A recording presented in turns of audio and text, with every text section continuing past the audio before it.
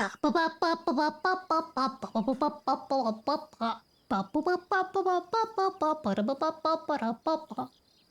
Stardust!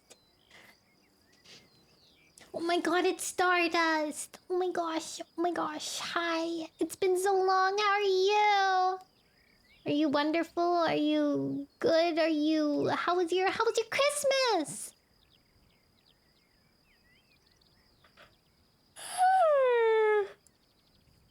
Been alright, good. Good. We love alright. Alright is better than bad. You know? It's better than bad. It's been so long, guys. I think it's been 5 days, maybe? I don't know, actually. Five days? Also, don't know if my live ping worked.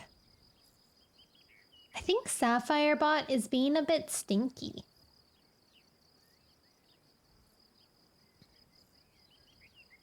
Oh well, eventually it'll play, probably, maybe. Oh well. Sapphire. It's only a reading stream today anyway, so it's no big deal. No biggie deal.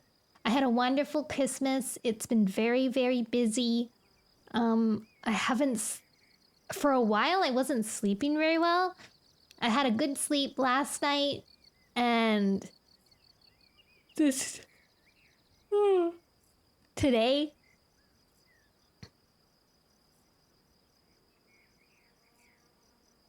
So that's been good. I am just checking to make sure social notifications is running okay. It says it should be going, so if it's not going, then something's up. Something's suspicious. Suspicious. Sorry, I was in the middle of reading some Twitter drama when I first started the stream. There's this artist I follow, and I really, really love their work. But they tend to get into a lot of blacklist issues, like people that are commissioning them that wind up going on black wish it lists, which I don't think is like, from what I see, it's just mostly that people can't keep up with the wait times, like the wait list on the artist side, and then don't completely understand or read their terms of service. And then when they try to ask to be refunded or stuff like that, then they can't because of the terms of service, and then they get upset, and then there's kind of like a little fight going on. And yeah, it's, I don't know, I understand both sides in some case, in little cases. But anyways, how are you guys? How are you? What's the most exciting thing that happened to you in the last week? Did you get any good presents for Christmas? Did you give any good presents for Christmas? I got a humidifier and an air purifier and some nice socks and a lot of mitts. Like at least 3 mitts. Sets of mitts. And girlfriend, a Beatles vinyl. Nice.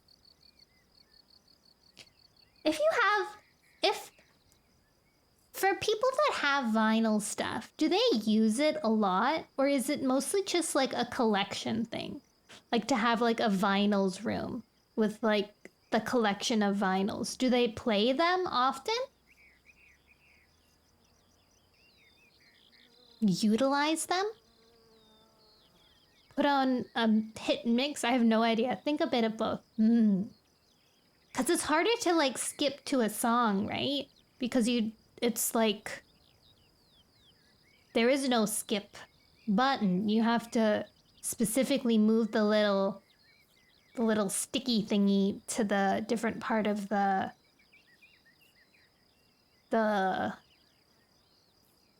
vinyl. So if you don't like one of the songs, you have to like kind of make a big guess. Ow.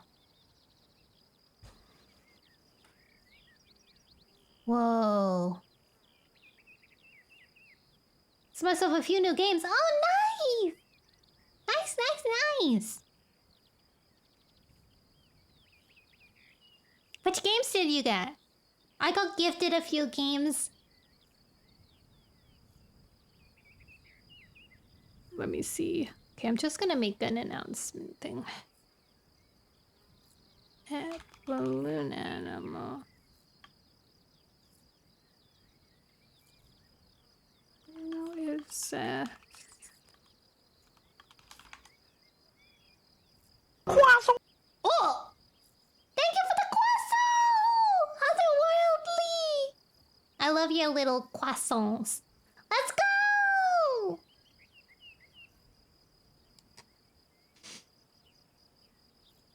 Let's go, let's go. I gifted Gmod to a friend. Oh, that's nice. Hotline Miami, Scott Pilgrim versus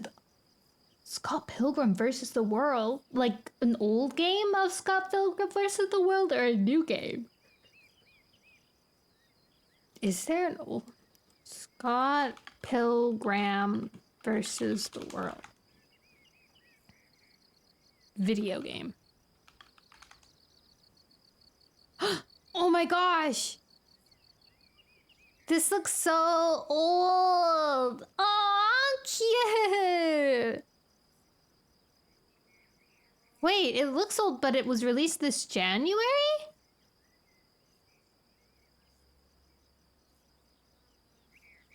Is it brand new, or was it just brought onto Steam?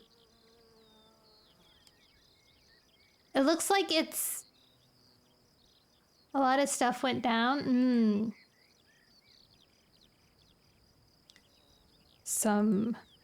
It looks like it'd be a really good...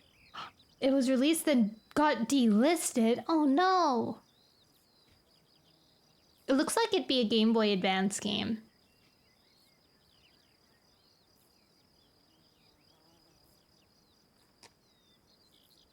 What with the 10th year anniversary, it got released. Ah. I didn't realize it was the 10th year anniversary. Is that why the anime came out? For the anniversary? That's kind of cool. That's pretty cool. Ooh, while I was away, I got... What did I get? The game is fun, good. As long as you're enjoying yourself. That's the big thing, you know?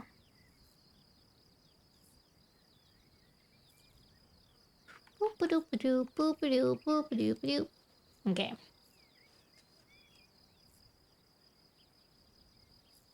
Okay, dokie. I guess I'll have to wait until more people stream in to like really have a chat about Christmas at times. Maybe I'll do it at the end of the stream instead.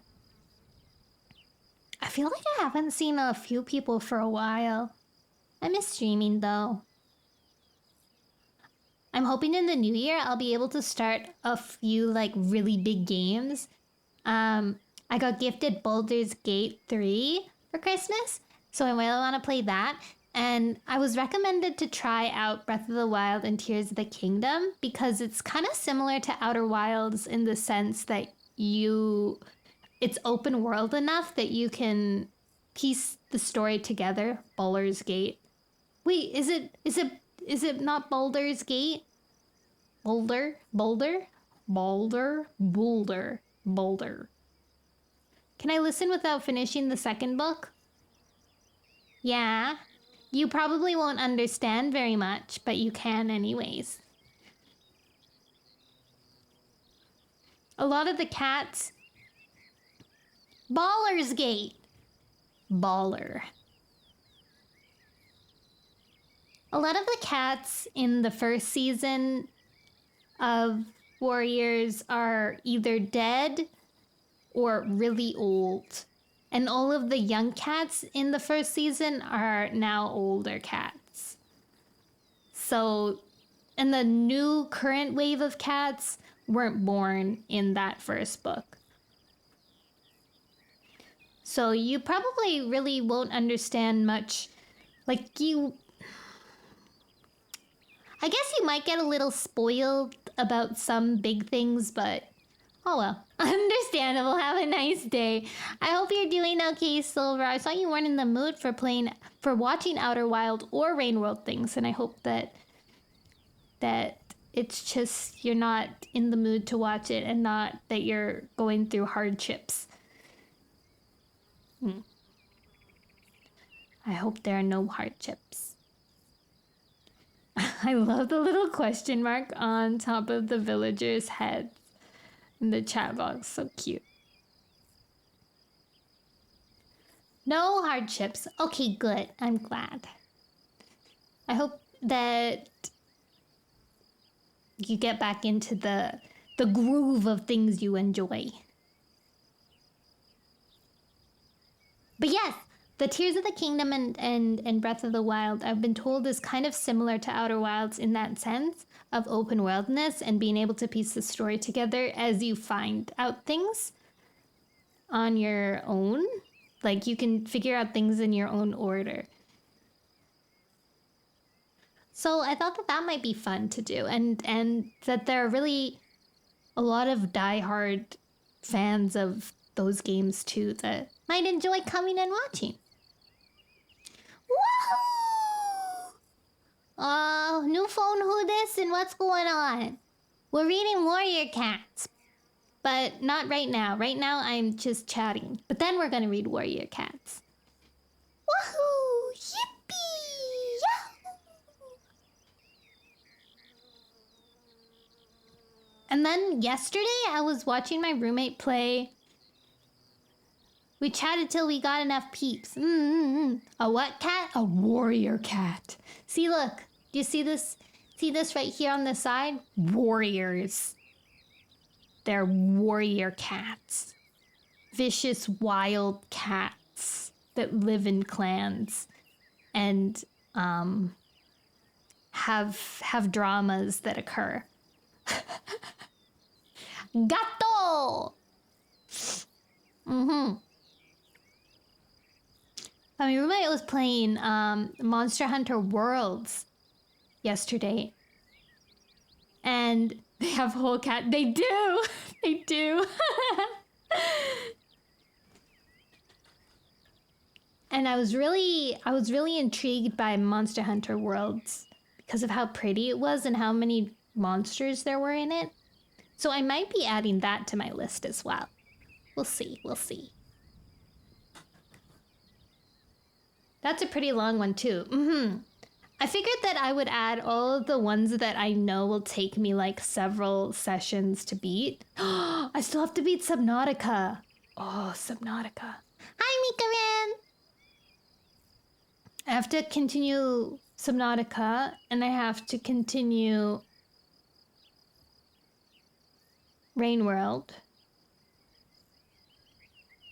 Yeah. I figured I would put those bigger, longer games on the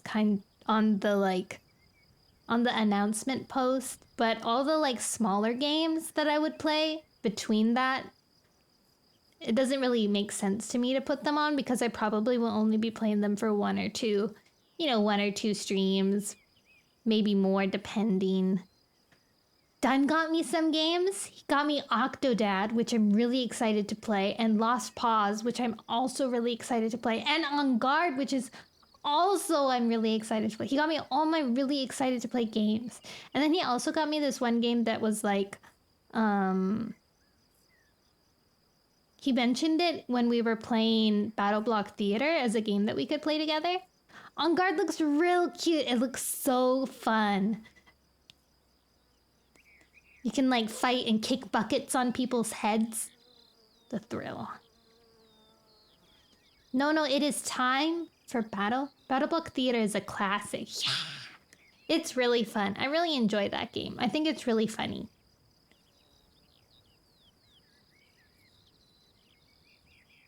Except for some reason when me and Dunn played, I played it with Sarin too. No, wait, not Sarin, sorry. I played it with Sai Sai, someone who hasn't been able to stream for a while now. But I played it with her, and when we played, we were both on separate teams. So when I died, I would just respawn, and when she died, she would just respawn. But me and Dunn were stuck on the same team, so every time one of us died, we would just respawn together at the front, which was very problematic in the sense I couldn't beat him up as much as I wanted to because I would also be beating myself up. Oh my gosh, I won! Wow. Gee, thanks guys for letting me win. That's so kind of you.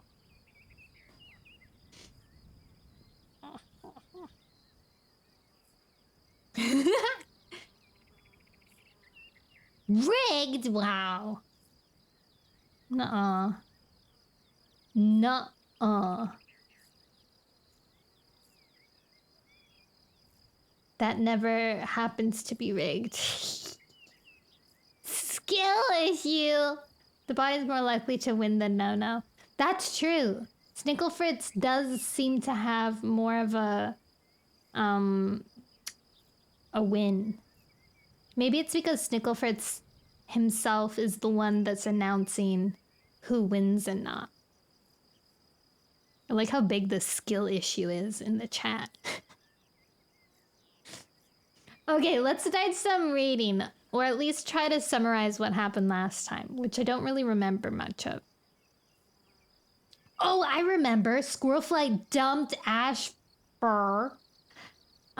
She let him down, quote unquote easy. And then he was like, "But I love you," and she's like, "Sorry, bruh. It's just I like Brambleclaw more than you." And so he got real mad, and now he's like giving her the cold shoulder. And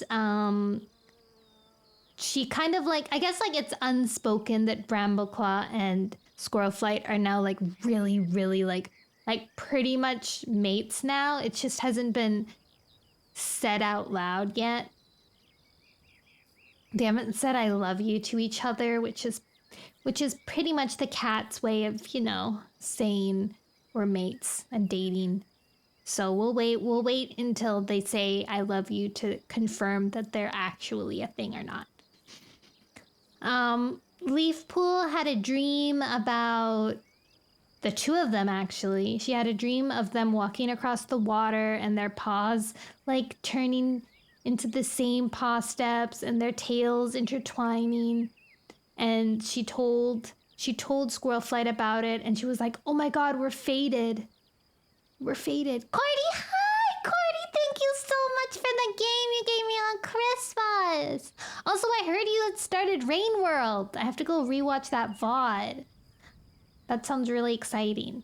Did you play it? When did you play it? Yesterday?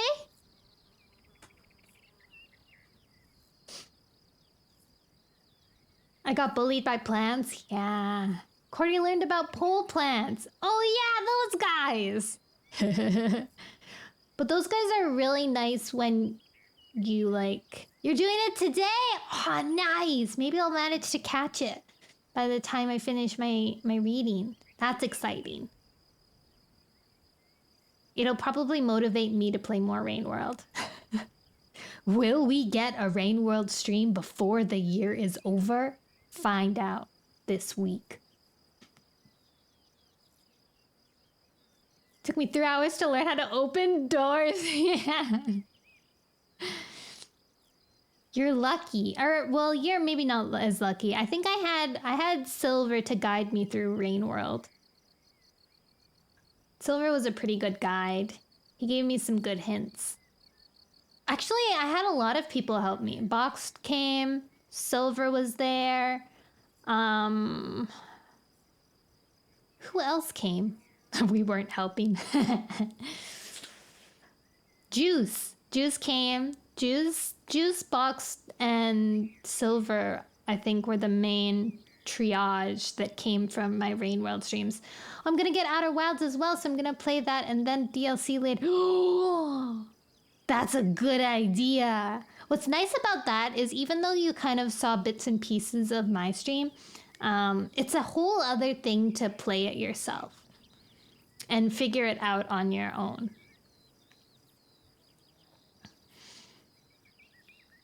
But I definitely do think you should wait for a while for it to really like exit your brain crevices, your little brain wrinkles.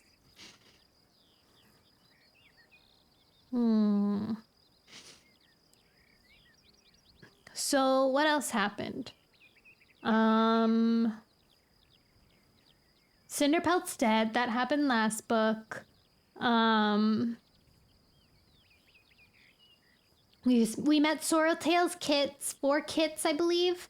One was was named after Cinderpelt, so there's a Cinder kit, and it kind of like somehow looks exactly like Cinderpelt, which is a bit odd. You should see my desks from the sky. I love them. They're so cute. Do you like them, Cordy? Even when they're throwing their sticks at me. And their bombs. I love them.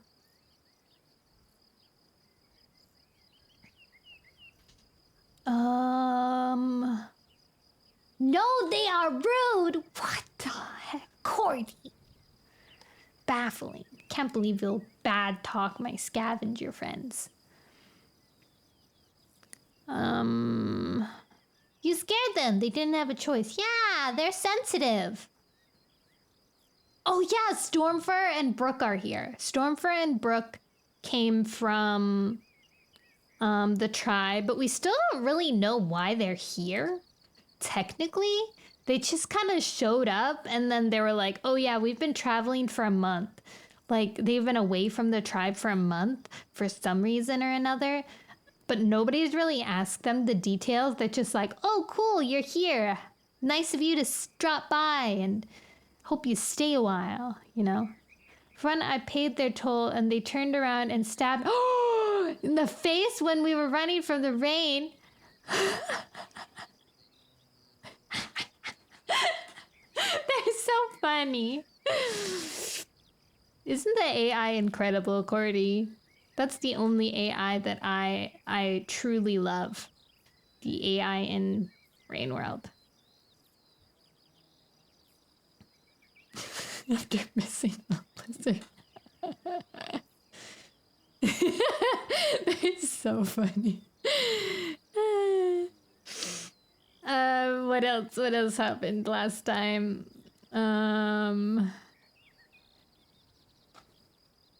Oh, right. Cloudtail's being still oblivious. He is still spending most of his time with Daisy, who Daisy wants to leave now because she realizes how dangerous it is and she wants to take her kits back to the farm place. But all the kits are like, no, I want to stay here with my not real dad, who's Cloudtail. And Brightheart is giving him the cold shoulder now because he doesn't seem to realize why she is upset, despite it being incredibly obvious, you know? Solaran, we need to get the BG3 for Peachy and we need to... Oh, yeah, multiplayer chaos! Hi, Pride! Hello? Hello, Pride? Pride? New? Yes, it's me, New. How are you? Prube? Ruler, but with 2 O's. Oh, you're British now. I'm British. Yes, New. New, the British. New can be my British persona. New. Hello, my name is New.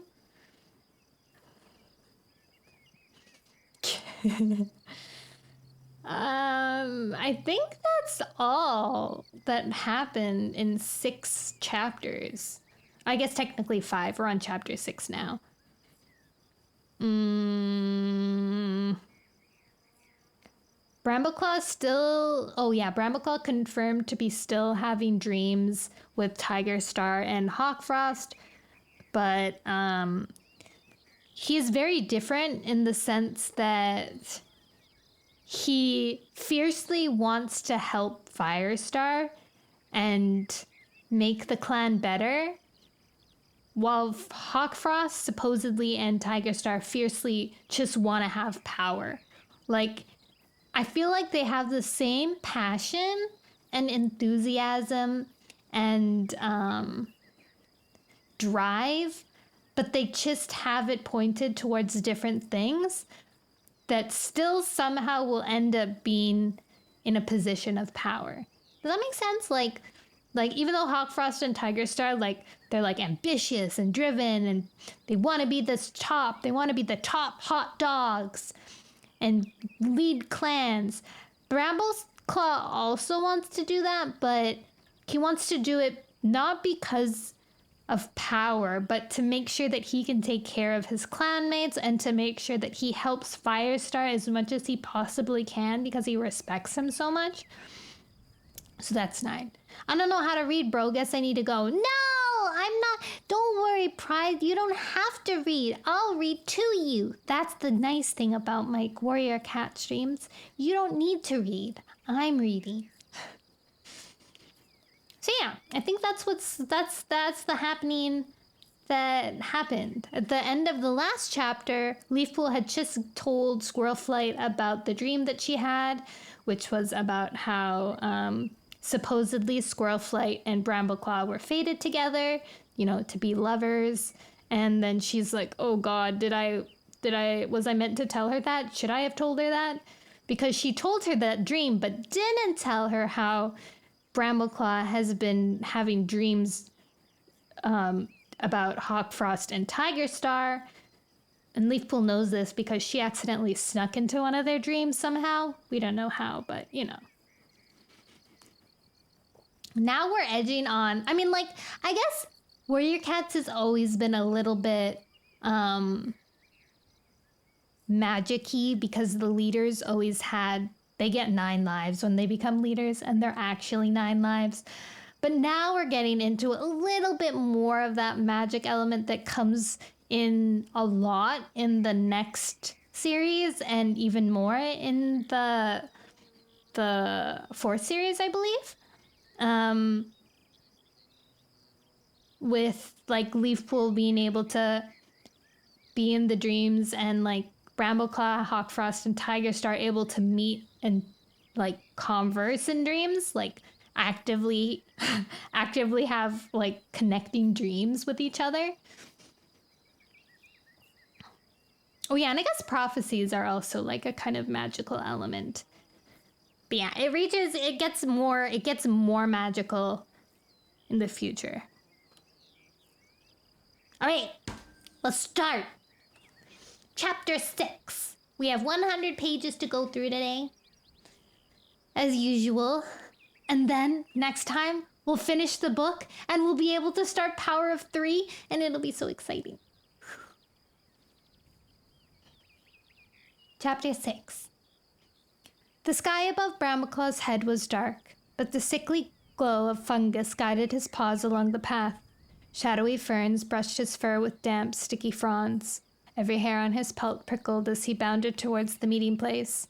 The pain from his wounded shoulder had vanished, and he felt stronger and more powerful with every heartbeat. Soon the path grew wider and opened up into a clearing.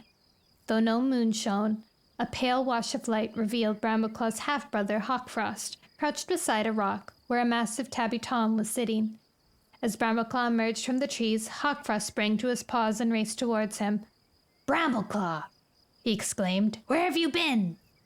It was his first real restful night since the badger attack. When he closed his eyes, he found himself back in the dark forest, as hungry as ever to find out what Tiger Star had to teach him. Brambleclaw tried to ignore the guilt that had pricked him like a stubborn thorn. There was no way he could tell Squirrelflight about walking these paths of dreams and meeting Tiger Star. She would never understand that he could be loyal to his clan and still see his father. "Badgers attacked our camp," he explained to Hawkfrost as they padded across the clearing side by side. Badgers? Hawkfrost's neck fur bristled. He knew how dangerous they were. How many? Enough, Brambleclaw replied grimly. And you're wounded. Hawkfrost's ice blue gaze softened into concern as he noticed the long scar on Brambleclaw's shoulder. It's nothing.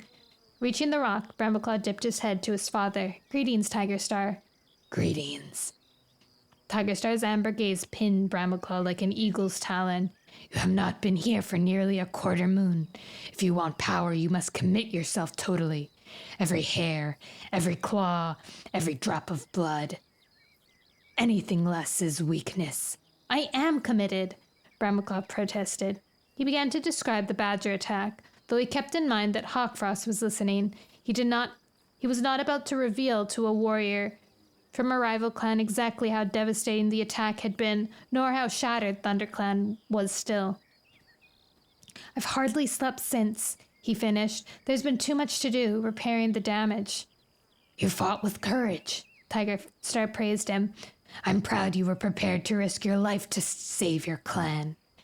Brambleclaw twitched his ears uneasily. He hadn't told his father what he had done during the attack, yet Tigerstar seemed to know already. He must have been watching me all the time. That taunt about weakness must have been a test. You need to make sure Firestar remembers how bravely you fought and how hard you have worked for your clan since the attack. Tigerstar went on. That will serve you well when he comes to choose a deputy. Brambleclaw stared at his father. He had fought to help his clanmates, not because it had been one more step towards power. Yet he couldn't help feeling a twist of satisfaction. Firestar trusted him with important duties. The clan leader must feel like he would be a good choice of a deputy. I still haven't had an apprentice, he reminded Tigerstar, and Firestar won't choose another deputy until he's sure Graystripe is dead. Then you need to delay his decision for as long as possible, so that you have time to be given an apprentice, Tigerstar meowed. How are you going to do that? Hawkfrost, what do you think? Encourage him to think Graystripe is alive, Hawkfrost suggested. It can't be true, of course, but it's what Firestar wants to believe, so it shouldn't be too hard to convince him. Brambleclaw didn't like the idea of manipulating his clan leader like that, not when he knew how much Graystripe meant to Firestar, but he couldn't deny the sense of Hawkfrost's advice. The longer Firestar clung to the belief that Graystripe would return, the better Brambleclaw's chances of getting an apprentice before Firestar finally appointed a new deputy. Tigerstar gave Hawkfrost an approving nod, then his gaze swiveled once more to Brambleclaw. What else? Make sure I take care of the deputy duties. Brambleclaw meowed. That'll make a good impression on Firestar, and at the same time make him feel it's not urgent to choose a new deputy yet. And... Brambleclaw cast about wildly in his mind. It was like trying to pin down a piece of prey without the help of sound or scent.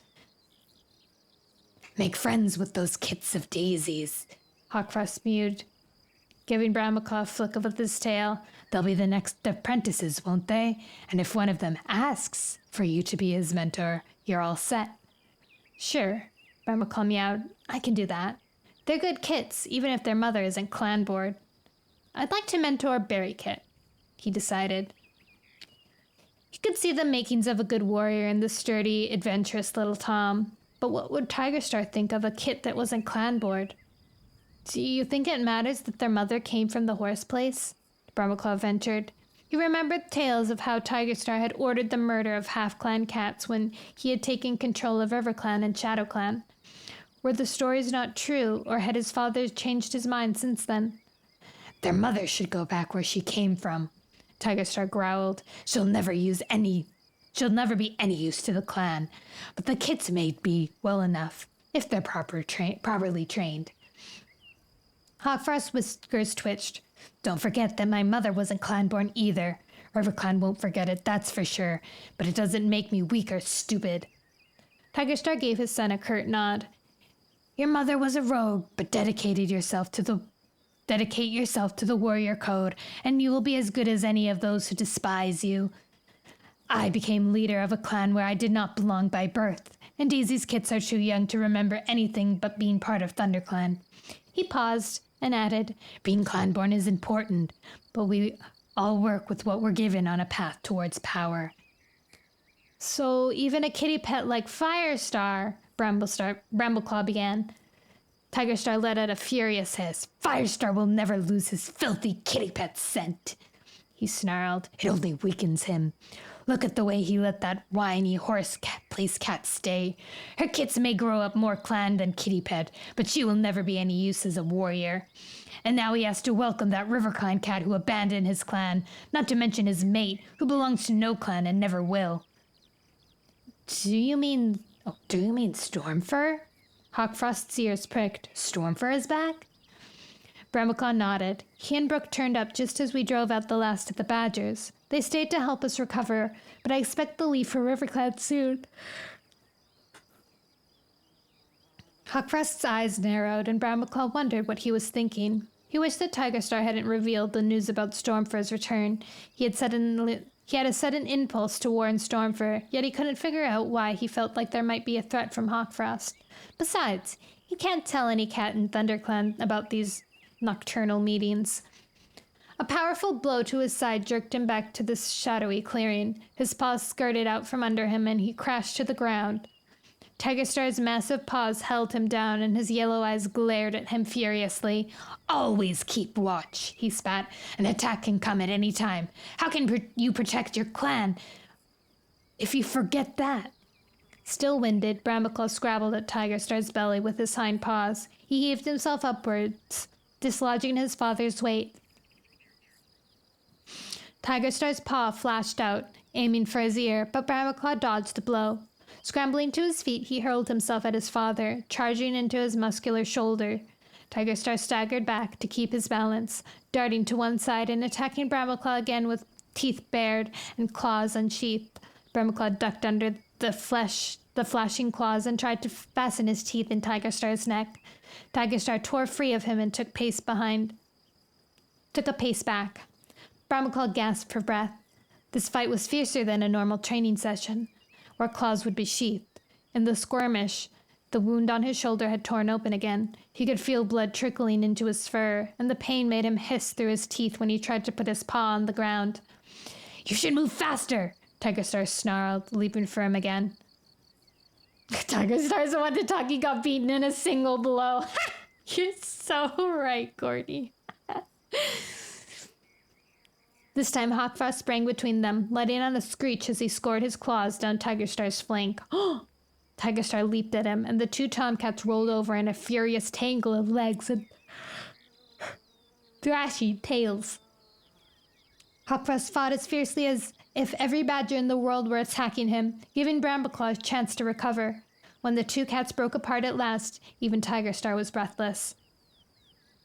He got beaten 9 times by a single blow. Enough, he panted. We will meet again tomorrow night. His amber stare fixed on Brambleclaw. Before then, speak to those horse-place kits and gain their trust. If you can make one of them want to be your apprentice, your path to being deputy will be clearer. In spite of his wounded shoulder, Brambleclaw bounded back through the forest as though his paws were carried on the wind. Tigerstar had given him nothing but good advice. If he befriended Berry Kit and took responsibility for the duties of a clan deputy, he would still be serving ThunderClan well. His meetings with Tigerstar would make him a better warrior, more loyal to his clan, with the skills he needed to make him an efficient leader. He woke in the warrior's den to feel a throbbing ache running from his right ear to his belly. Twisting his neck, he saw that the fur on his shoulder was dark and matted with blood. A cold claw seemed to trail down his spine. He had been dreaming when he fought with Tigerstar. Why should the wound open up again? Why did he feel so tired, as if he hadn't slept at all? As Brambleclaw rasped his tongue over the injury, Squirrelflight, who was curled up beside him, raised her head. My God, that spooked me. Thank you for the quazzle!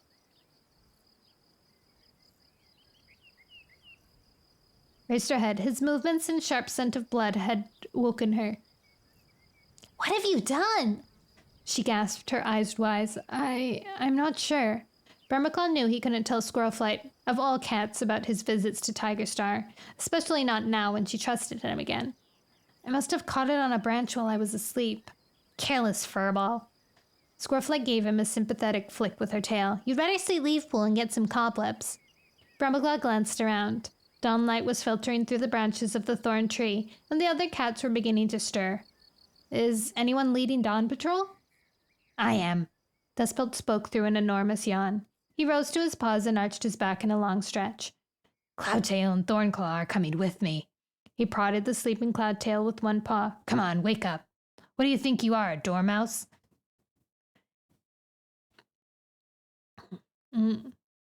It's just as well you're not going, if that shoulder's giving you trouble, Squirrelflight meowed. I'll be fine, Bramaclaw replied tensely. Why don't we go hunting instead? Squirrelflight gave him a long look from narrowed green eyes. Okay, she agreed, but after you've seen Leafpool. Relieved to escape any more questions, Bramaclaw slid out from the branches and headed for Leafpool's den. His head spun with exhaustion and his paws felt as if they were made of stone. Instead of hunting, what he longed to do was curl up in his nest and go back to sleep. When he reached her den, the young medicine cat was checking on Birchpaw, who was still curled up behind the bramble screen. As soon as Bramaclaw appeared, she fetched him a pawful of cobwebs to stop his wound from bleeding any more. Any cat would think you'd been fighting again, she remarked as she patted them into place. For one frantic heartbeat, Bramaclaw wondered if Leafpool could possibly know about the meeting in the dark forest. I don't know how I did it, he mewed evasively. Is it okay to go hunting? Well, Leafpool hesitated, then nodded. Just don't overdo it, and come back if the bleeding starts again. Promising that he would, Bramaclaw went back into the clearing. Squirrelflight was waiting for him near the warrior's den, along with Stormfur and Brook. Bramaclaw's spirits rose at the thought of hunting with his old friend. If Stormfur was going to leave ThunderClan soon, there might not be any more chance to spend time together. Hi, Stormfur meowed. Squirrelflight says you must have been fighting badgers in your sleep. Bramaclaw winced. Squirrelflight's theory came a bit too close to the truth. Squirrelflight took the lead as they headed out of the camp. By now, the thorn barrier was almost as thick as ever, with the tunnel leading through it into the forest. As Squirrelflight approached, Ashfur appeared in the entrance with a bundle of moss in his jaws. Hi there, Squirrelflight mewed. Ashfur swept a freezing glance over her, ignored Bramaclaw entirely, and stalked away, carrying his moss to the elders. I tried to explain, Squirrelflight insisted helplessly. I keep on trying, but he just won't listen. I don't see why we can't be friends. Bramaclaw doubted that Ashfur would ever be comfortable just being friends with Squirrelflight, but he didn't say so out loud. Gently, he touched his nose to her muzzle. You did your best. Come on, let's hunt. When they left the camp, the forest was damp and misty, full of the sharp scents of new leaf. As the sun rose, the mist thinned to trailing wisps that clung to the lowest branches. Above them, the tree cast long shadows, and dew glittered on every cobweb and blade of grass. Some of Bramaclaw's exhaustion vanished as he paused for a moment to let the warmth soak into his fur. Movement flickered in the corner of his eye. He spun around to see a mouse scuttling across an open space. Before it reached the shelter of the bushes, Brooke sprang after it and killed it with a sharp blow of her paw. Great catch, he exclaimed. You're getting really good at hunting among trees. Brooke twitched her tail. It's a bit strange after the mountains, she confessed, but I'm starting to get the hang of it. In the tribe of Rushing Water, where Brooke had been raised, duties were organized differently.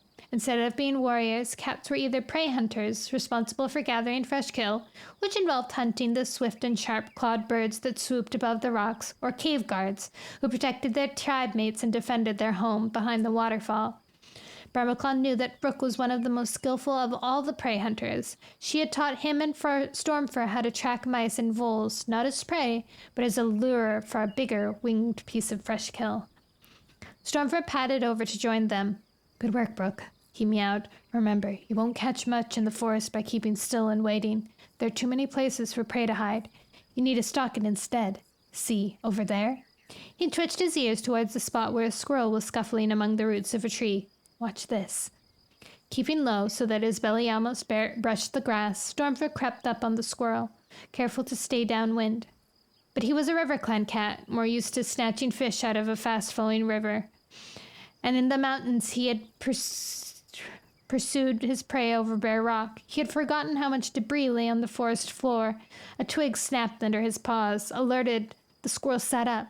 Stormfur let out a hiss of frustration and hurled himself forward, but the squirrel was faster. It scurried nimbly up the tree trunk and sat chittering for a moment on a branch before vanishing into the leaves.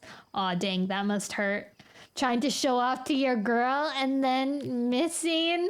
Yikes. Mouse dung, Stormfur exclaimed.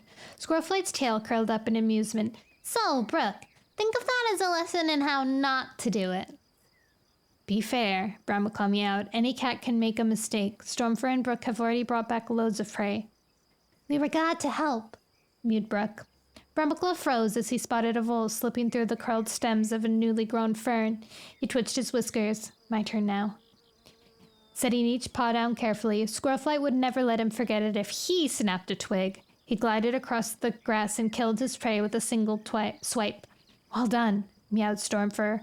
I wish life could always be like this, Brambleclaw thought. Warm sunshine, lots of prey, the company of friends. Right now, they meant far more to him than dreams of power. But even as the thought crossed his mind, he felt once more the irresistible tug of ambition. He would give anything to be clan deputy, wouldn't he? And after that, leader, with responsibility for the whole clan. What do I really want? He wondered, and for once he couldn't answer. The sun was high above the trees when the hunting patrol returned to camp, laden with prey. As he emerged from the thorn tunnel, Brambleclaw saw that the dawn patrol had just got back as well. Dustpelt, Cloudtail, and Thornclaw were standing in the center of the clearing with several cats clustered around them. Rainwhisker, Daisy and her kits, Mousefur and Sandstorm. Firestar was there too, listening to Dustpelt's report. Curiosity clawed at Brambleclaw. He deposited his prey on the fresh-killed pile and padded across to listen. A couple more fox traps, Dustpelt was meowing. One on the WindClan border and another near the old two-leg nest. We sprang them both. He nodded to Squirrelflight as she bounded up alongside Brambleclaw. Your stick idea works well. And we heard a buzzing noise from the lake, Thornclaw put in. Buzzing? Was it bees? Asked Rainwhisker. Cloudtail's whiskers twitched. No, it was much louder than bees. It came from some kind of two-leg monster. The lake is swarming with them. Brambleclaw's belly churned. Since the clans first arrived at the lake, they had seen very little sign of two legs. Now it sounded as if their peace was being invaded again. He was still haunted by the way two legs had destroyed the old forest. Could the same thing happen here?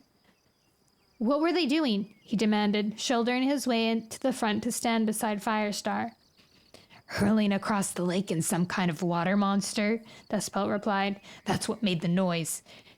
And other two legs were floating in things like upturned leaves, with white pelts that caught the wind. Those are boats. Oh, those are boats, Daisy mewed. There's a boat place at the far side of the lake from here. Two legs go there all the time when the weather's warm. What? Mousefur's neck fur began to bristle. Does that mean we'll have them bothering us all through Greenleaf? Probably. Daisy sounded apologetic. They like sailing in the boats and swimming in the lake. Two legs swim for fun? Sandstorm sniffed. How mouse-brained is that? Dustpelt flicked his ear dismissively. If the boat place is across the lake, then it's RiverClan and ShadowClan's problem. With any luck, the two-leg won't come this far around the shore. Brambleclaw glanced at Squirrelflight, aware that her green gaze was fixed on him.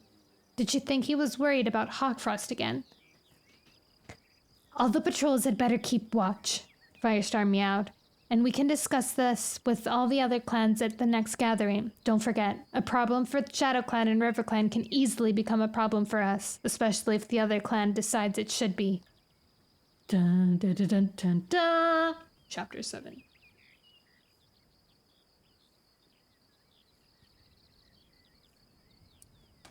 I have Dr. Pepper today. Which technically isn't good to do while I'm reading, but I feel good. I feel fine. Chapter 7. All day anxiety had nagged at Leafpool like a thorn snagging her fur. She couldn't forget how exhausted Brambleclaw had looked when he came to her for cobwebs to put on his wound. Had he been walking in dreams with Tigerstar again? Twinsies! When her duties were done and she settled down in her den to sleep, she tried to send her dreaming paws along Tiger Star's dark paths. The shadowy forest, with its pale light that didn't come from the moon or stars, terrified her, but she owed it to her clan to discover what Brambleclaw was doing there. It wasn't just for the sake of her sister. This must be part of her duty as a medicine cat. She opened her eyes to find that tall, leafless trees loomed around her. Whispering shadows flickered between their trunks, and a path lay in front of her, winding between thick clumps of ferns. Her paws falling as lightly as if she were stalking a mouse, she began to follow the path. She had not gone far before she scented more cats ahead. Cautiously, she slid into the shelter of the ferns and crept forward, her pelt prickling with fear that Tiger Star might discover her spying on him. Heartbeats later, she halted, bewildered. 3 cats stood on the path, but they were not Tiger Star and his sons. Starshine sparkled at their paws and then their fur. One of them turned her head, and Leafpool recognized Blue Star, who had been the leader of ThunderClan before Firestar. She had died before Leafpool was born, but the medicine cat had met her sometimes in dreams. "Come out, Leafpool," she meowed. "We have been waiting for you." Leafpool padded out of the ferns to stand in front of the blue-gray she-cat. "Take your time," one of the other StarClan cats rasped. It was Yellowfang, a former ThunderClan medicine cat who had been Cinderpelt's mentor. Her yellow eyes were narrowed in her broad, pale gray face, and she twitched her thick tail with annoyance. Leafpool didn't recognize the third cat, a magnificent golden tabby. He dipped his head to her and introduced himself. "Greetings, Leafpool. My name is Lionheart. I was with Blue Star when your father first came to the forest." "Lionheart!" "I'm honored to meet you," Leafpool replied.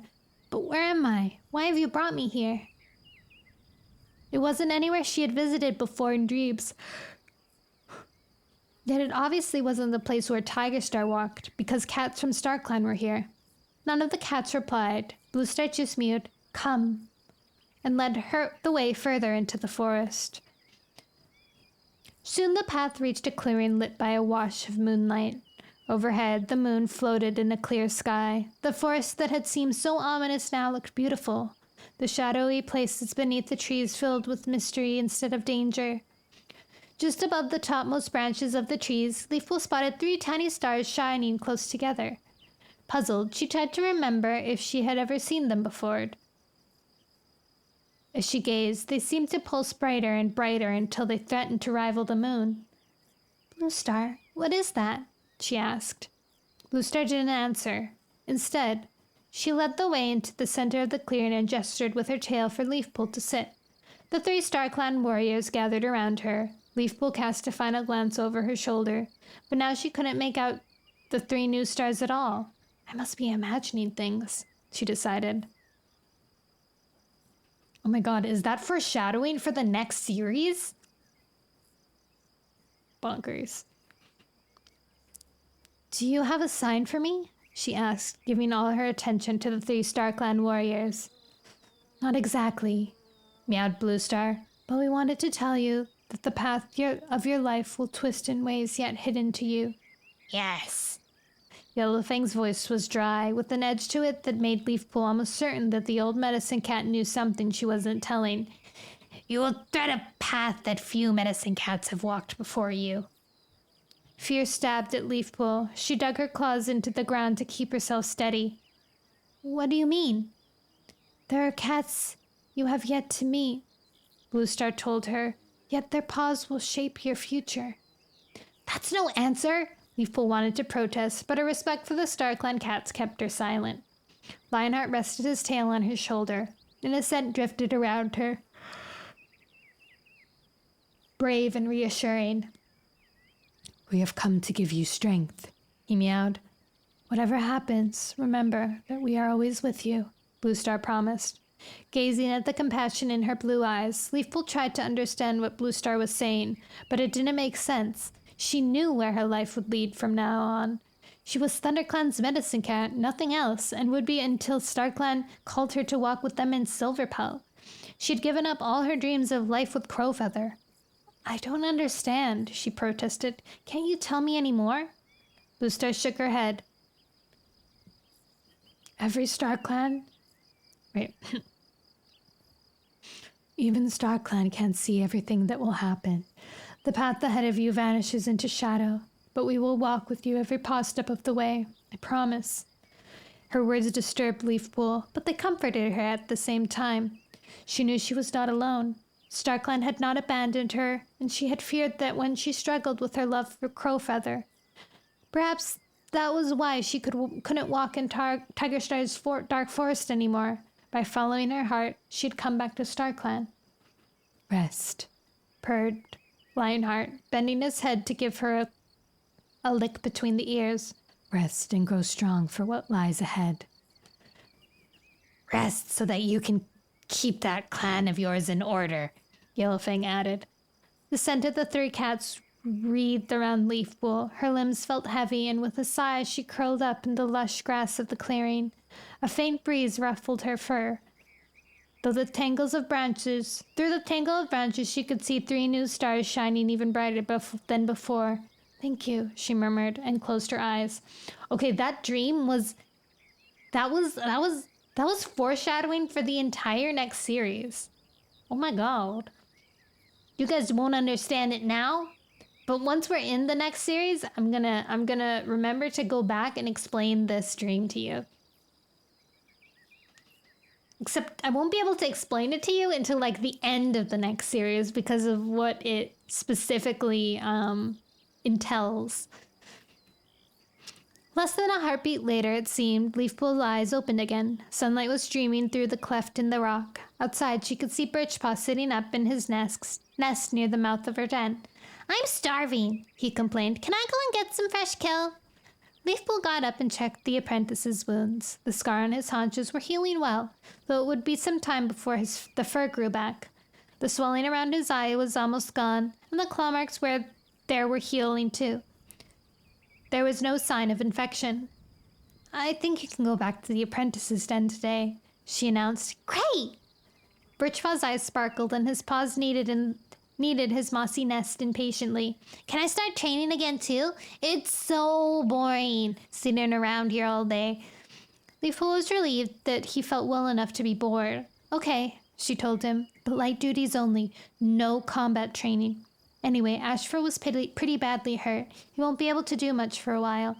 I'll go and I'll see if there's anything I can do for him, Birchpaw promised, vanishing before Leafpool could change her mind.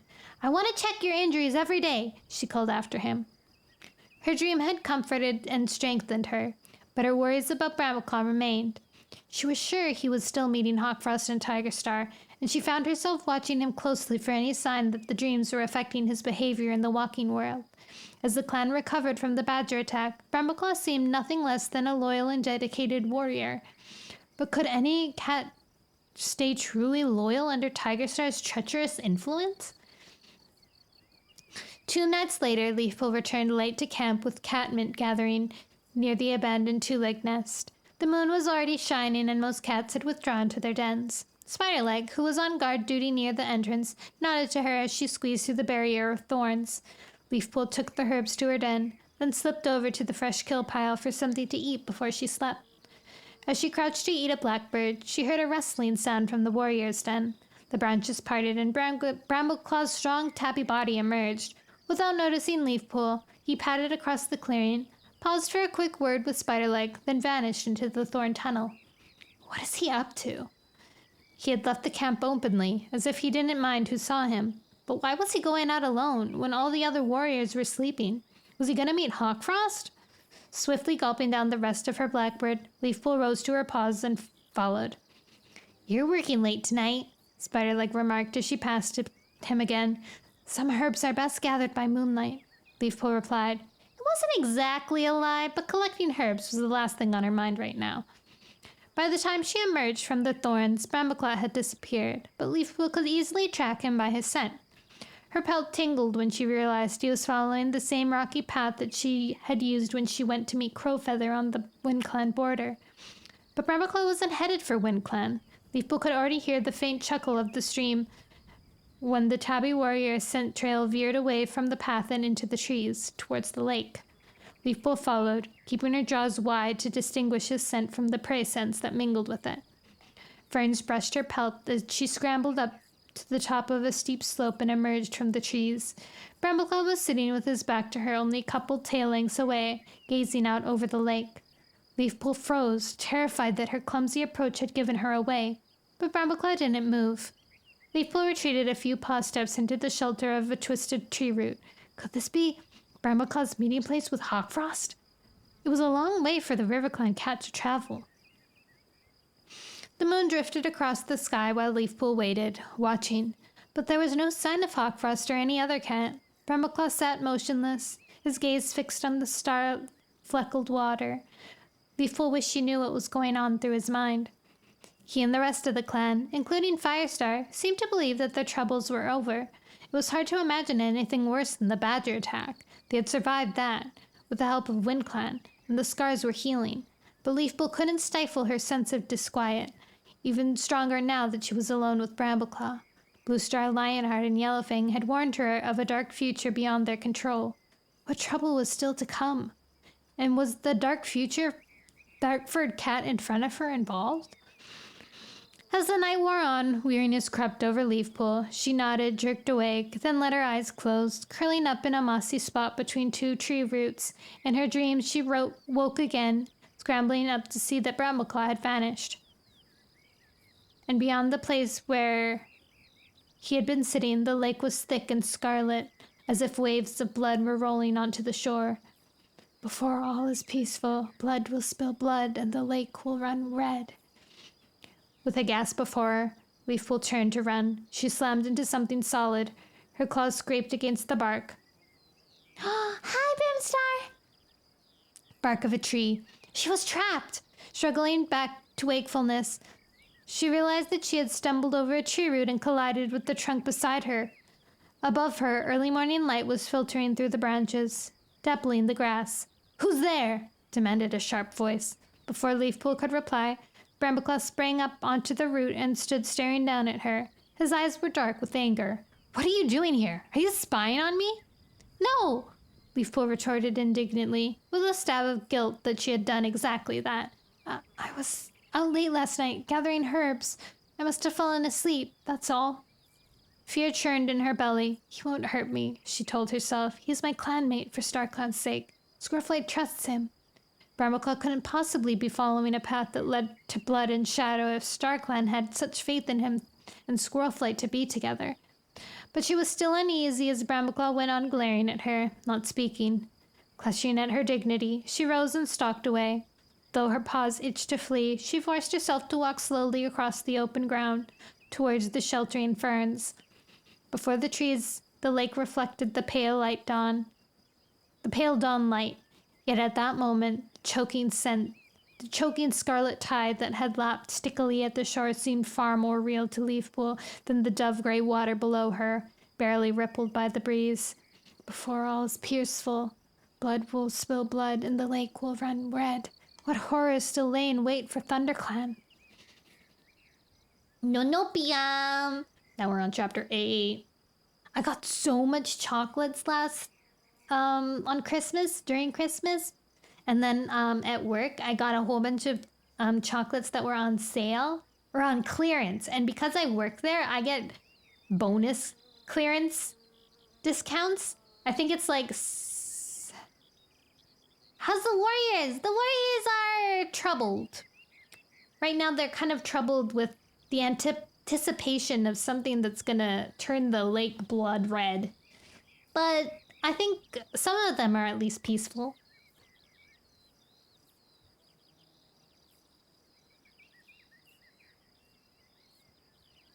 I'm considering what kind of chocolates I might want. I got some of these Kinder Surprise Chocobons. I've never tried them before, but they seem really yummy. I might get those, or... I don't know. I'll think about it while I read this next chapter. Chapter 8. Sighing, Brambleclaw tucked his paws beneath his chest and gazed out over the lake again. ever since he had returned to Tiger Star's forest in dreams. These cats never learn. They hunger for drama. Ever since he had returned to Tiger Star's forest in his dreams, his sleep had been uneasy. Okay, let me stretch for it.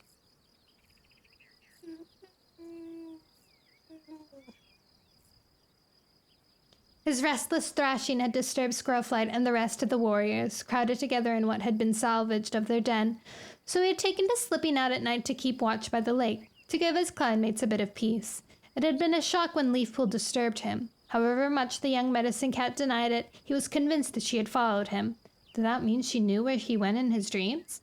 Like her sister, she wouldn't understand that he could visit Tiger Star and still be loyal to his clan. He tried to tell himself that his meetings with Tiger Star did no harm to any cat, but he was beginning to wonder whether he should go on visiting the shadowy forest. He was afraid of what Leafpool might know, and more afraid still that she would tell Squirrelflight.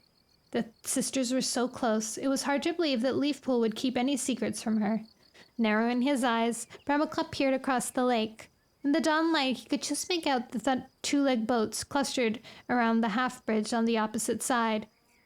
On the border between River Clan and Shadow Clan. Just as Daisy had said, the Tuliks had stayed there so far, but Brambleclaw couldn't stop worrying that sooner or later they would invade ThunderClan territory. The growing daylight glimmered on the surface of the water. He remembered what Squirrelflight had told him about Leafpool's vision of their newly entwined paw prints, and his fur prickled. He wished that he had the power of a medicine cat, to read the future in the lake, but to him the reflections of the stars were nothing more than meaningless sparkles on the indigo water. Beautiful, but telling him nothing. Does my future really lie in the paws of StarClan? He wondered. No starry warriors walked the paths of Tiger Star's forest. Was he turning his back on them by visiting his father? Did they know? At last he slipped into a doze again and woke to the sound of birdsong. The sun was rising over the hills behind WindClan. Brambleclaw sprang to his paws. He hadn't meant to stay out so long. A cat who wanted to be deputy didn't wander out of the hollow in the night. He headed back to camp, pausing to hunt on the way so that by the time he approached the thorn barrier, his jaws were filled with prey. He was about to enter the tunnel when an eerie wailing rose up from the inside of camp. I lost my place because I was gasping. Freezing, He was about to enter the tunnel when an eerie wailing rose up from inside the camp. Freezing Brambleclaw's paws to the spot. Had the badgers come back? A heartbeat's thought told him that wasn't possible. The patrols hadn't found any sign of badgers in the territory since the attack, and the thorns in front of him were undamaged. Then the cry came again, more clearly. My kid! Where's my kid? Brambleclaw squeezed through the tunnel and into the camp. Daisy was standing outside the nursery, her fur bristling. Cloudtail was with her, and two of her kits were peering around out of the entrance, their eyes wide with alarm. Leafpool was hurrying across the clearing from her den, with Brightheart hard at her paws. Brambleclaw dropped his fresh kill on the pile and bounded over. I've looked everywhere, Daisy wailed. He's not here. Oh, Barricade, where are you? Anxiety stabbed at Brambleclaw. Barricade had always been the liveliest kid of the litter, and the most likely to get into mischief. It was all too easy to imagine him sneaking out of camp in search of an adventure. When did you last see him? Cloudtail asked Daisy. Last night. When I woke up this morning, he had vanished. I've searched and searched, but he isn't anywhere in the camp. Calm down, Brightheart meowed. Wailing like that won't help, and you'll upset Sorreltail. We'll find Barricade. Daisy ignored her. A badger's eaten him. I know it has. Brightheart rolled her eyes, and even Leafpool twitched her whiskers impatiently. Daisy, you know there hasn't been any traces of badgers around here for days. Barricade has wandered off somewhere, but we'll track him and bring him back. By now more cats had begun to emerge, drawn from their dens by Daisy's yowling. Firestar leapt down from the tumbled rocks from the high rock and padded over to Brambleclaw. What's going on? Brambleclaw explained rapidly. We'll send a patrol out. Firestar decided. Cloudtail, you can lead it. Pick 2 or 3 other cats to go at once. Worry Cat Wednesday! Worry Cat Wednesday! Oh, no. Daisy wound her tail around Cloudtail's neck. I need you to stay with me. What if my other kits go missing too? Bright Hat let out a hiss of annoyance and turned away. Brambleclaw couldn't blame her. Hazelkit and Mousekit looked too scared to set up outside the nursery, let alone the camp. How could he... He could understand how upset Daisy must feel, but she didn't have to make this amount of fuss. Cloudtail was looking embarrassed, but he didn't try to tell Daisy that no cat countermanded the clan leader's orders. Hazelkit and Mousekit aren't going anywhere, Leafpool mewed calmly. Cloudtail, take Daisy into the nursery. I'll fetch her some poppy seeds to calm her down. And I'll lead the patrol, Brambleclaw offered. Firestar nodded and watched as Cloudtail disengaged himself from Daisy's tail and nudged her back into the nursery. Brambleclaw signaled to Squirrelflight, who was standing a tail length away with Stormfur and Brook. Let's go, he meowed. I'll skin that little wretch when we find him. Upsetting the camp like this. No, you won't. Squirrelflight flicked his shoulder with her tail. You're as worried as the rest of us that he might be frightened or hurt. Brambleclaw grunted. For all his fierce words, he couldn't deny a sneaking admiration for Barrykit's latest escapade. It took a lot of courage for a kid to venture out alone into the forest, especially after seeing the badger attack. The sooner he's apprenticed, the better, he muttered, adding silently, and I'd be more than happy to be his mentor. Squirrelflight was the first to pick up the kit's scent, a couple of tail lengths from the end of the tunnel. He's gone that way, she reported, pointing her tail in the direction of the Shadow Clan border. Then we better find him fast, Stormfur meowed. I don't suppose the Shadow Clan will be too pleased to find a strange kid in their territory. Barrykit's trail led almost directly towards the border, though occasionally the kit had made a detour to investigate the roots of a tree or a sandy hollow beneath a rock. Brooke spotted tiny paw prints in the soft mud beside a pool, as if the kid had stopped to lap the water. A little further on, there were a few shallow scrapes on the ground. That mighty hunter. Aww. Squirrelflight mewed, her tail curling up in amusement. He must have been pretending to bury his fresh kill. Like that, you mean? Stormfur pointed with his tail towards a beetle climbing slowly up the frond of a fern. If it had been Barrykit's chosen prey, it had survived the experience. I don't suppose you were any different when you were a kit, Brooke scolded him gently. At least we know that Barrykit was okay when he got here. But the Shadow Clan border isn't far away, Squirrelflight pointed out. Just then, Brambleclaw thought he heard something up ahead. He gestured with his tail for the others to be quiet. For a moment, he could hear nothing except for the rustle of wind in the trees and the piping of birds. Then the sound came again, a piercing shriek like the sound of prey under a cat's claws. Squirrelflight turned to him, her eyes wide with alarm. That could be Barrykit! Brambleclaw tasted the air. The kid's scent reached him strongly, along with another cat that was both familiar and unwelcome. Shadow Clan! He exclaimed. Come on! Brambleclaw raced through the trees towards the sound, the other 3 cats keeping pace with him. That mouse-brained kit must have crossed the border and been spotted by a Shadow Clan patrol. If they lay one claw on him, Brambleclaw thought, fury raising the hair on the back of his shoulders. He pelted around the bramble thicket into a clearing near the dead tree on the Shadow Clan border. Barrykit! The thin wail of a cat in pain answered him. Brambleclaw saw Barrykit withering on the ground in the shelter of a clump of ferns.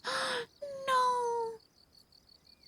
No other cats were near him. At first, Brambleclaw thought the kit must be too badly injured to get up. Then he saw a shining silver tendril wrapped around his tail. Barrykit was caught in a fox trap. No! Squirrelflight let out a long hiss. Her neck fur bristled as she stared at a spot just across the border. Following her gaze, Brambleclaw made out 3 Shadow Clan cats crouching in the shadows of a hazel bush. Russet Fur, the clan deputy, Oak Fur, and Cedarheart. From the look of it, they had been there for some time, watching Barrykit struggle in agony. The heck? Crowfoot eaters! Squirrelflight spat at them. Why didn't you help him? Russet Fur rose to her paws and paused to give her shoulders a couple of slow licks. Every cat knows ThunderClan ignores borders, she meowed, but ShadowClan sticks to the warrior code. Besides, that's a kitty pet. We have nothing to do with kitty pets in this clan. Scoreflight let out another hiss. Brambleclaw could see she was too angry to speak. Forget it, he muttered. We need to help Barry Kit.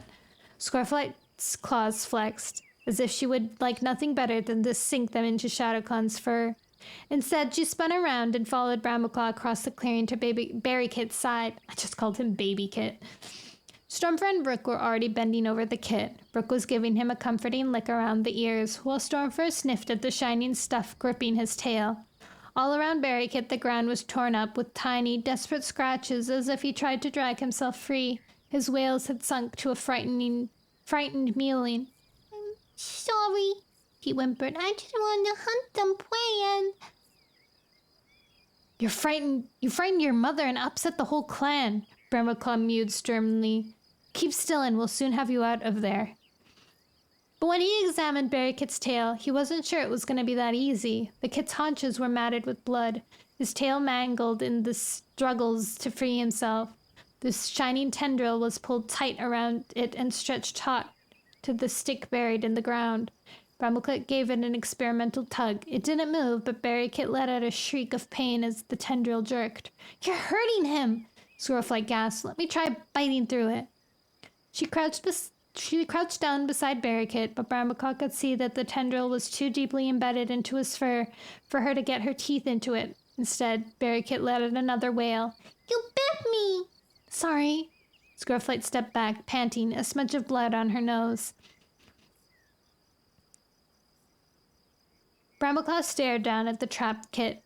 Would they have to bite his tail off to free him? He was bracing himself to suggest it when Brooke twitched her ears towards the stick that held the tendril.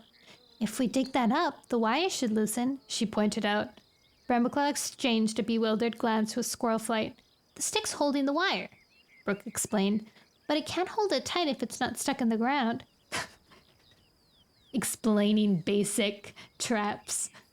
Brooke, you're brilliant! Squirrelflight flung herself at the stick and began scrapping furiously. Brooke joined her on the other side, tugging the stick to loosen it as Squirrelflight threw up showers of earth.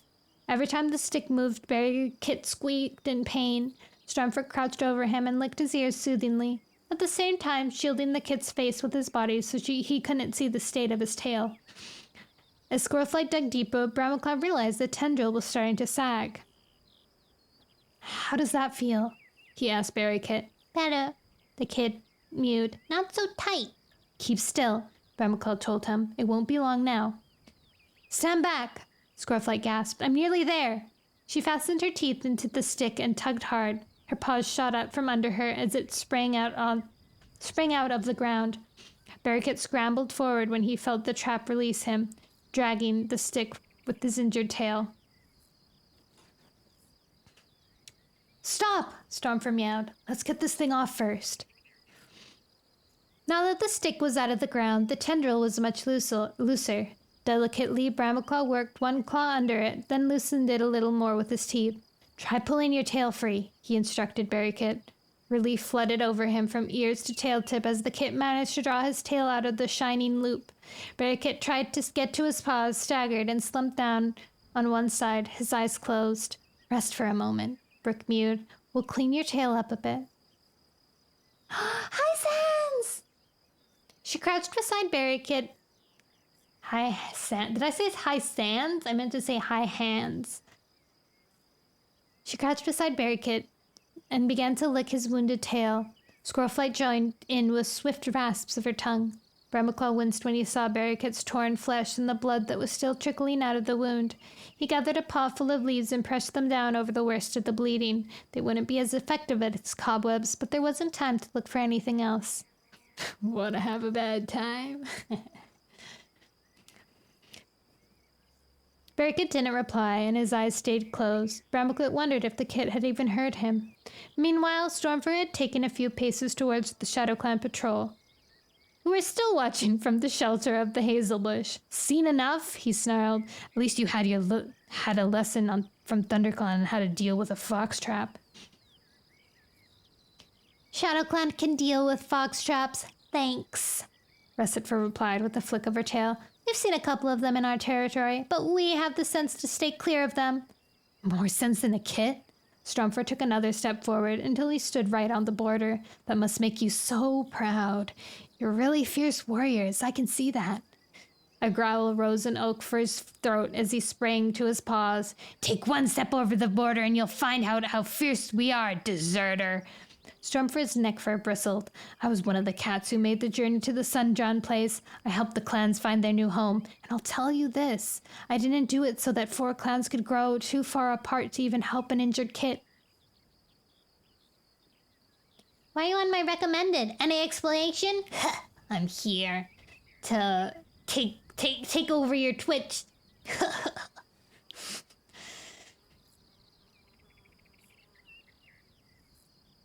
But that's not a clan kit, Cedarheart sneered, coming up to stand beside Oakfur. Maybe you've been in the mountains for so long you've forgotten the warrior code. If you ever knew it in the first place, half-clan. Strumpfer unsheathed his claws, and Brambleclaw knew that insults were on the brink of giving away to full-blown fight. That was more than what he wanted to cope with now, especially when they still had to carry Barrykit back to camp. He bounded up to Stormfur and nudged him. We don't want to fight right now, he mewed quietly in his ears. They're not worth it. Ignore them. Stormfur's gaze locked with his. His blue eyes were hot with anger. Then he took a deep breath and the fur on his shoulders began to lie flat. You're right, he agreed, but Crowfoot is still too good for them. Both cats turned away and padded back to Barrykit. A scornful yowl rose up from the ShadowClan warriors, but neither Brambleclaw nor Stormfur looked back. When they reached Barrykit, Brambleclaw thought he was still unconscious, but as he bent over to sniff him, the kit's eyes flickered open. Thank you, he whispered. I'm really sorry. That's okay, meowed Squirrelflight. Will Firestar still let me be an apprentice? Brambleclaw gave Barrykit a comforting lick on the shoulder. I'll tell you a secret, he meowed. When Firestar was an apprentice, he got into no end of trouble. Isn't that so, Squirrelflight? Squirrelflight nodded solemnly. It's no secret. The whole clan knows it. Barrykit blinked. Firestar? Really? Really, Brambleclaw reassured him. What you did was wrong, but it was brave too. Firestar will understand that. Reassured, Barrykit let out a sigh, and his eyes closed again. Come on, mewed Brambleclaw, looking up at his companions. Let's get him back to camp. I'm just commenting to see what animal I'll be assigned. It's cat! Yeah! Hi, Possum!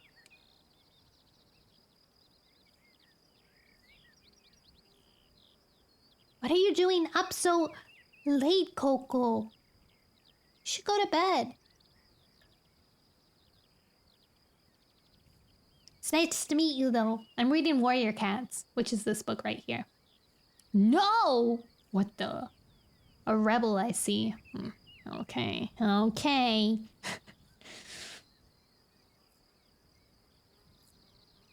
Brambleclaw and Stormfur shuffled through the thorn tunnel, carrying Barrykit's limp body between them. His mangled tail was still bleeding. Brambleclaw was sure that the kit was still alive only from the faint rise and fall of his chest. He desperately needed Leafpool's care before they lost him to StarClan. Squirrelflight followed the 2 tomcats into camp and raced off at once to her sister's den. Brooke brought up the rear. I'll tell Daisy, she mewed, headed for the nursery. As Brambleclaw and Stormfur carried Barrykit across the clearing, a shrill wail broke out behind them. Glancing over his shoulder, Brambleclaw saw Daisy shoot out of the nursery entrance. Cloudtail was just behind her, meowing, Daisy, wait! The cream-colored she-cat skidded to a halt in front of Brambleclaw, her eyes wild with terror. Barrykit! Oh, he's dead! He's dead! Brambleclaw, with a mouthful of kit fur, couldn't reply. He's not dead, Cloudtail panted as he raced up. Brooke said he wasn't, remember? Look, you can see him breathing. What? Santa's already came and gone. He's on his holiday break now. Daisy just stared numbly at Barrykit, as if she couldn't understand what the White Warrior was saying. Then she flung herself at her kit and began covering him with desperate flicks. Brambleclaw's ears twitched impatiently. Didn't the mouse-brain kitty pet realize she was in the way? Couldn't she understand that the most important thing was to get her kit to a medicine cat quickly? Come on. Cloudtail laid his tail gently on Daisy's shoulder. Let them take Barrykit to Leafpool. Come and tell Mousecut and Hazelcut that he's gonna be okay. They've been worried too. Daisy gave him a doubtful look, then let him draw her away, back towards the nursery. Leafpool rushed out to meet Brambleclaw and Stormfur before they were halfway to her den. "Poor little Scrap," she exclaimed, giving the wounded tail a rapid sniff. "Bring him straight in, please. Brightheart is making a nest for him." Brambleclaw and Stormfur carried the kid around the bramble screen and laid him in a nest of moss and ferns just outside the entrance to Leafpool's den. He lay on one side, not moving. Brightheart stroked his fur with one paw while Squirrelflight looked on worriedly. "I better tell Firestar," she muttered after a moment and slipped away. Leafpool dived.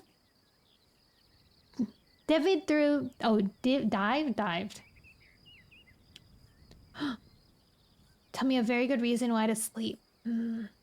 It means your body can replenish itself and give you more energy tomorrow to do mischief. Where was I? And emerged a moment later with a paw full of cobwebs. "We have to stop the bleeding first," she meowed as she bound them around the ragged wounds in Berrykit's tail. The leaves Brambleclaw had used had fallen off during the long trek back through the forest. Then he can have some marigold to stop infection. "He's gonna be okay, isn't he?" Brambleclaw asked in a low voice. Leafpool looked up at him, her amber eyes shadowed. "I hope so, but I don't know," she replied honestly. "I'll do the best I can." "But he's in the paws of StarClan now." Made you question yourself. What are you doing? What are you doing? When he left Leafpool's den, Brambleclaw found Dustpelt and Thornclaw about to go out on a patrol. He bounded over to join them, hoping to put his worries about Berrykit out of his mind for a while. But all the way along the stream bordering WindClan, he couldn't forget the kit's limp shape, lying so still. If he died, Daisy would probably take her other kit straight back to the horse place, as she'd been threatening to do already. And then there would be no more apprentices until Sora kits were old enough. That was almost 6 moons away! Thank you for the follow! Brambleclaw lashed his tail, angry with the way his thoughts were heading. He cared only about the bright, disobedient little kit for Berrykit's own sake, not just because Brambleclaw needed an apprentice, but however hard he tried, he couldn't stop thinking about being a clan deputy and what he needed to do to get there. Returning to camp right after sun high, he meant to go and check on Berrykit right away, but paused when he saw Stormfur and Brook crossing the clearing with Firestar and Squirrelflight. Stormfur waved his tail in greeting and raced ahead of the other cats to meet Brambleclaw. "Hi," he meowed. "We waited for you." Yeah, you don't gotta read it. I can read it to you. "Why?" Brambleclaw's belly lurched at the shadow of regret in his friend's eyes. What was happening now? Stormfur touched his nose to Brambleclaw's shoulder. "Brook and I are leaving." "Now?" Brambleclaw sank his claws into the ground in frustration. It had felt so right, so comfortable to have Stormfur around again. Though Brambleclaw had known he and Brook would have to leave one day, this seemed much too soon. "I suppose you have to go back to the mountains," he sighed, "but I hoped you would stay longer." "Drink!" "Okay."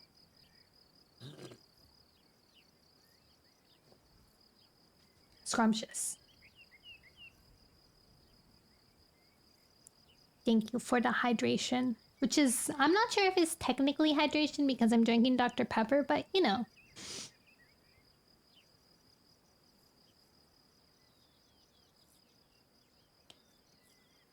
Stormfur hesitated.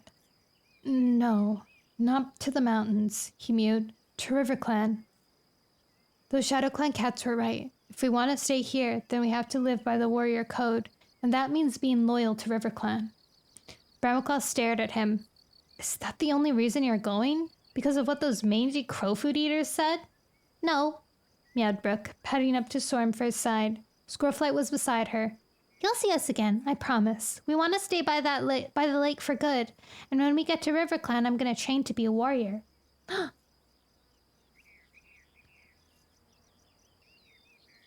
Brambleclaw stared at her in astonishment. They were staying for good? That meant they hadn't just come here to make sure the clans had found their new homes. Why exactly had Stormfur and Brooke left the mountains? And why didn't they want to go back? But he couldn't ask. If Stormfur had wanted him to know, he would have told him already.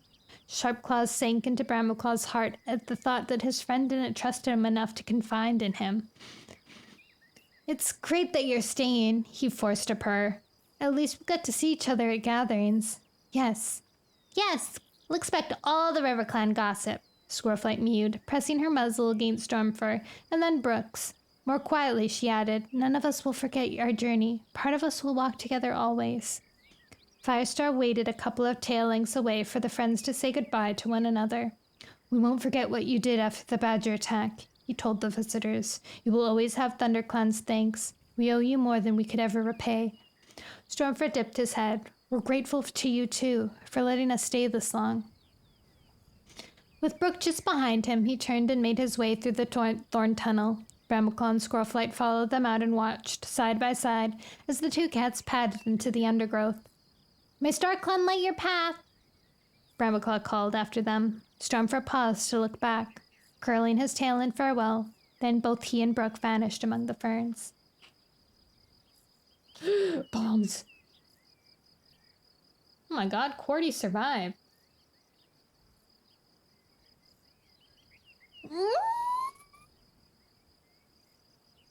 I like how some of the pop cubs survive when there's a bomb attack and they just like fall back down, and others are just like completely despawned.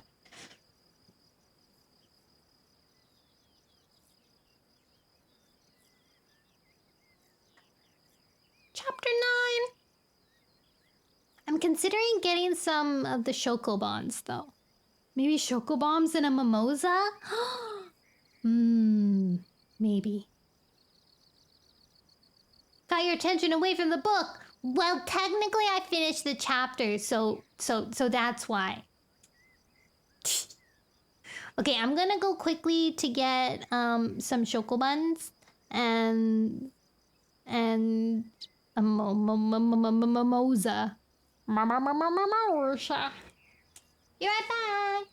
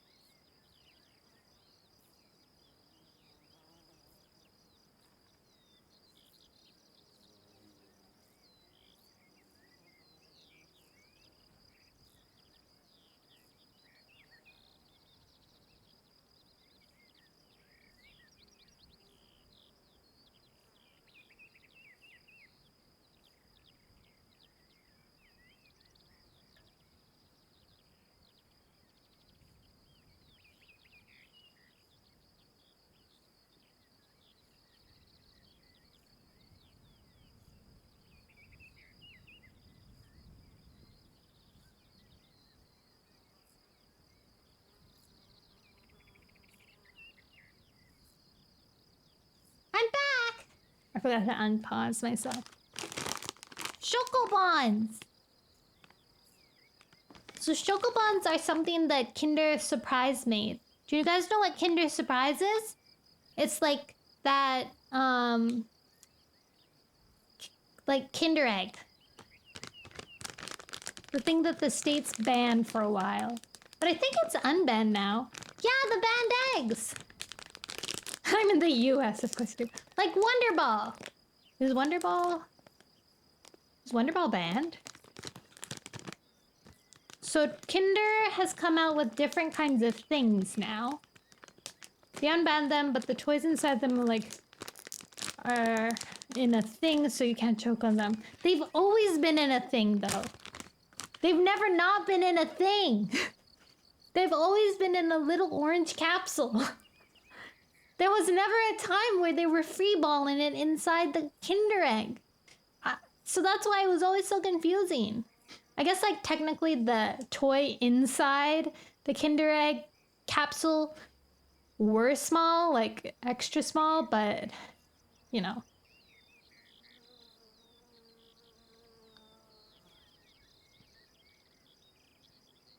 Pride, how long were you in jail for? Chocobons are like... I've never actually had them, but they're like milky hazelnut fillings. Oh, fine milk chocolate bites with milky hazelnut center. You're still in jail? Bride is watching from behind bars. At this moment, I'm still in jail. Disney themed, and inside was both a little prize and some sour candies like sweet tarts. I remember the first time I tried a Wonder Ball once before. And it was in this really, really, really, really old convenience store that was across my elementary school. And genuinely, I don't think that convenience store ever restocked or did expiration reports. Because I got that Wonder Ball, I opened it, and that thing was... That thing was stale. Thank you for the quazzles! Chips! I have chips! I have chips! Tired person! Way! I have munchies. So it has, technically, I have a bunch of chips.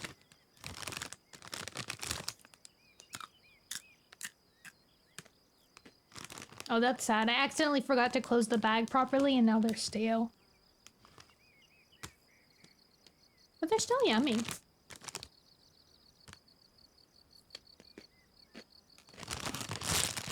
It's just like a little chewy. I know! Your quest is complete.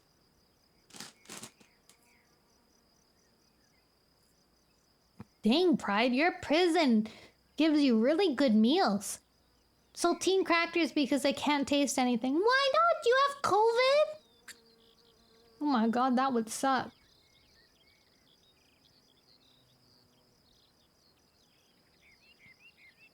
No, I am so sick. No!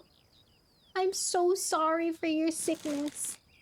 It's good that you're here listening to me reading the stories. They feed me like the king I am.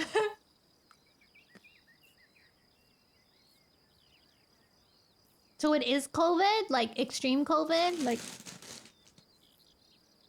Or is it just like a sick, like a normal sick and you just can't really taste anything? Because usually people, I don't feel like they really acknowledge that when you're sick, your taste buds really change. Everything gets all wonky.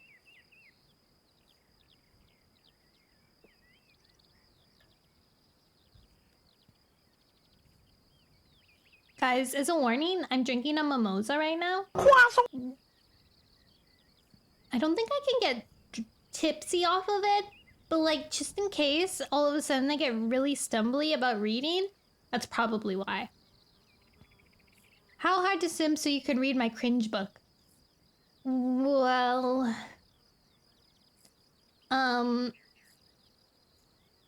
you could wait, and then eventually we'll get through all the Warrior Cat books, and then, like, the Spiderwick Chronicles, and then, like, the Owl series, and then we can get to your book. Or you could give me, like, $1 million. I think that's a pretty even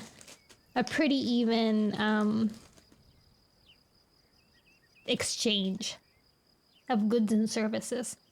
Yeah, only $1 million.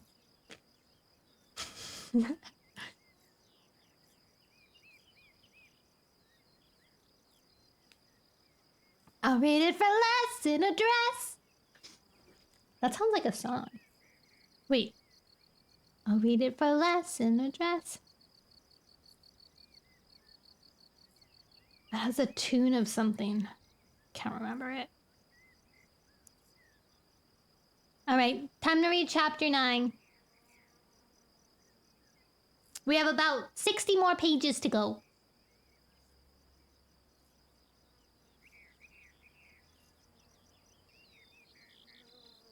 I had to burp. Okay.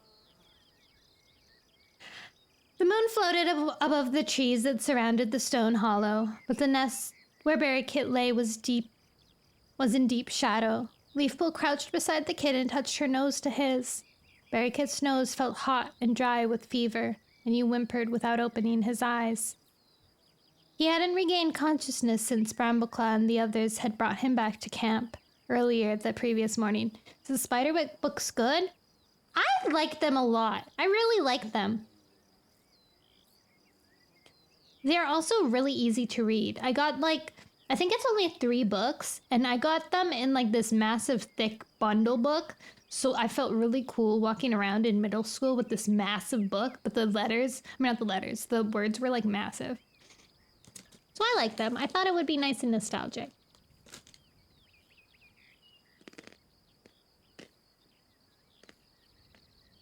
You distracted me and then I ate a chip.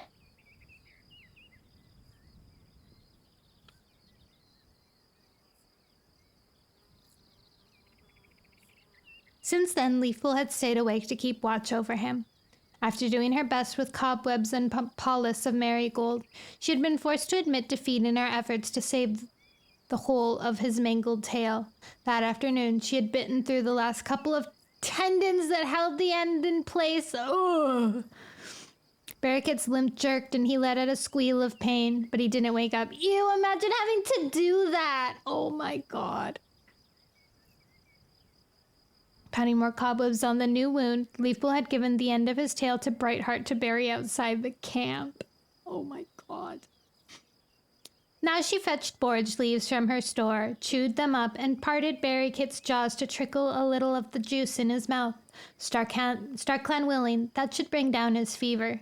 She kept watch for a little longer as the moon shadow crept across the clearing, but she was so exhausted that at last her eyes closed and she slipped into an uneasy sleep. She found herself standing on the lake shore with the stars of Silverpelt blazing above her head. A dark shape caught her eyes. Further around the lake, a cat, swiftly making his way towards her. As he drew closer, she recognized Mudfur, the previous River Clan medicine cat, who had died in their old home before the clans made their journey. Now his body was strong and lithe, and his fur was frosted with starlight. Tipping her head, Leafpool meowed, "Greetings, Mudfur. Do you have a message for me?" "Yes," the former medicine cat replied. "I need you to take word to Mothwing." Leafpool tensed. Mothwing, the present River Clan medicine cat, did not believe in StarClan, and the spirits of her warrior ancestors couldn't reach her in her dreams. Once before, Leafpool had taken a message from Feathertail to Mothwing, warning her of two-leg poison from RiverClan territory. But she had never felt comfortable about being responsible for this vital part of Mothwing's duties. She was even more reluctant now, after the new commitment she had made to her own clan. "A RiverClan elder is suffering from green cough," Mudfur went on. Mothwing needs catmen to cure him, but she can't find any. His eyes filled with anxiety. Did I make a mistake when I chose Mothwing to be our medicine cat? The sign of the Mothwings outside my den seems so clear. He hesitated, as if he wasn't sure how to go on. Leafpool, I beg you to make sure that my clan doesn't suffer for my poor judgment. Do you want me to take her some catmint? Leafpool asked, remembering the thick clumps that grew near the abandoned two-legs nest. No. There's plenty of catmint just outside her territory, if Mothwing knew where to look. Mudfur meowed. She must go to the small thunder path at the edge of her territory and follow it away from the lake until she comes to a row of two-leg nests with gardens. Catmint grows there. Leafpool, will you tell her this? He opened his mouth and a thin mewling came out. Leafpool watched in alarm as the old medicine cat faded away, but she could still hear the mewling. Her eyes blinked open and she saw Barricade thrashing in his nest. It hurts! My tail hurts! He wailed. Leafpool rested a paw on his chest to calm him, and trickled more of the borage juice into his mouth. As she stroked his fur and purred soothingly into his ear, she remembered the anxiety in Mudfur's eyes as he told her about the dreaded green cough. The moon had vanished, and the first traces of dawn light were appearing in the sky. Leafpool could just make out the dark outlines of trees overhead. How can I go to RiverClan? She murmured. Firestar had given her permission to help RiverClan in the past, but this time she had a sick kid to care for.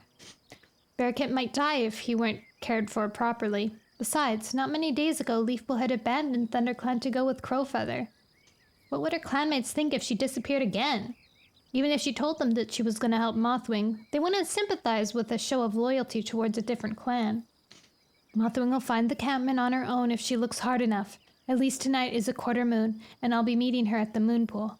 I can pass on Mudfur's message then, without having to leave my clan. But as she went on watching over Barricade, she couldn't push her dreams of the old medicine cat out of her mind. Was it part of her duty to carry out his request? She sighed. Why did it suddenly seem so complicated to be a medicine cat? Was her duty to ThunderClan alone, or to StarClan, and therefore all the cats that they watched over? Yum, yum, yum, yum, yum.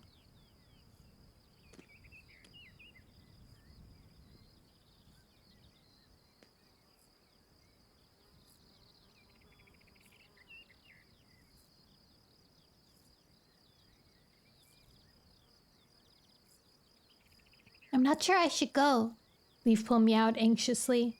The sun was setting, sending blood-red shafts of light into the clearing. Leafpool stood outside her den, gazing down at Barricade. He was sleeping more peacefully now, curled up in his nest. His fever was waning, but she still wasn't convinced that his injuries were healing properly. After her vigil, Leafpool felt almost too exhausted for the long journey to the moon pool.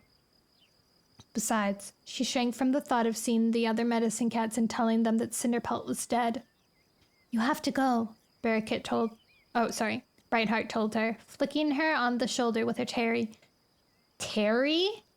Uh-oh. With her tail. Barricade will be fine with me. I know what to give him if he wakes up. Leafpool knew that was true. Brightheart was an efficient helper, and she had all the herbs she would need.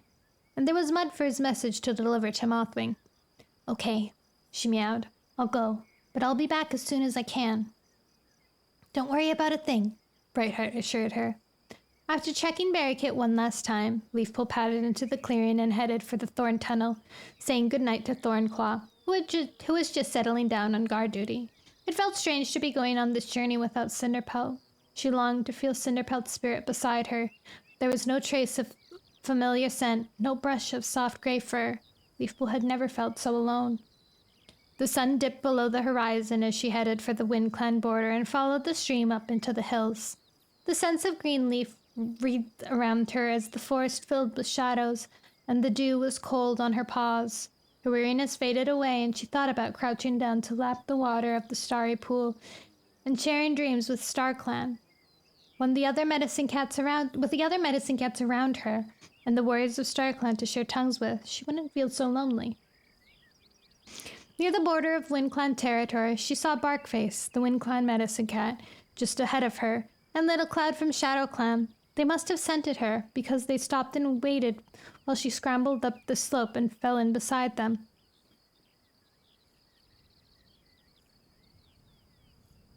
I joined. Greetings, Leafpool. Barkface rumbled. It's good to see you again. I grieve for your loss. It's sad that Cinderpelt had to go so young to join the ranks of StarClan. What? Little Cloud exclaimed, his neck fur rising. Cinderpelt is dead? Leafpool knew that the Shadow Clan medicine cat wouldn't have heard the news yet. She nodded. Badgers attacked our camp. One Star brought Wind Clan to help us, but they were too late to save Cinderpelt. I was too late. Little Cloud bowed his head. She was a great medicine cat. I owed her my life. You also owe her Little Cloud even becoming a medicine cat, because he was so inspired by Cinderpelt's kindness that he became a medicine cat. So kind. Leafpool had heard the story of how Cinderpelt had disobeyed orders many moons ago to help Little Cloud and one of his clanmates when sickness struck Shadow Clan. Exactly. Little Cloud always said that that was what had made him choose to become a medicine cat. She wondered if she should tell the others what really happened, that Cinderpelt died because Leafpool had turned her back on her clanmates with all her medicine cat duties. Would they blame her for Cinderpelt's death as much as she blamed herself? Then she realized that there were nothing but sympathy in Barkface and Little Cloud's eyes. There was no point in unburdening herself and only adding to their grief. You must miss her greatly, Barkface murmured, but you will be a worthy successor. I hope so, Leafpool replied tightly, her throat almost too choked to speak. I'll never forget her or anything she taught me. As they climbed further into the hills, her fellow medicine cats patted one on each side of her, sharing her grief and adding their strength to hers. Leafpool would have liked to ask Barkface how Crowfeather was, but she knew she couldn't. You have to stop thinking about him.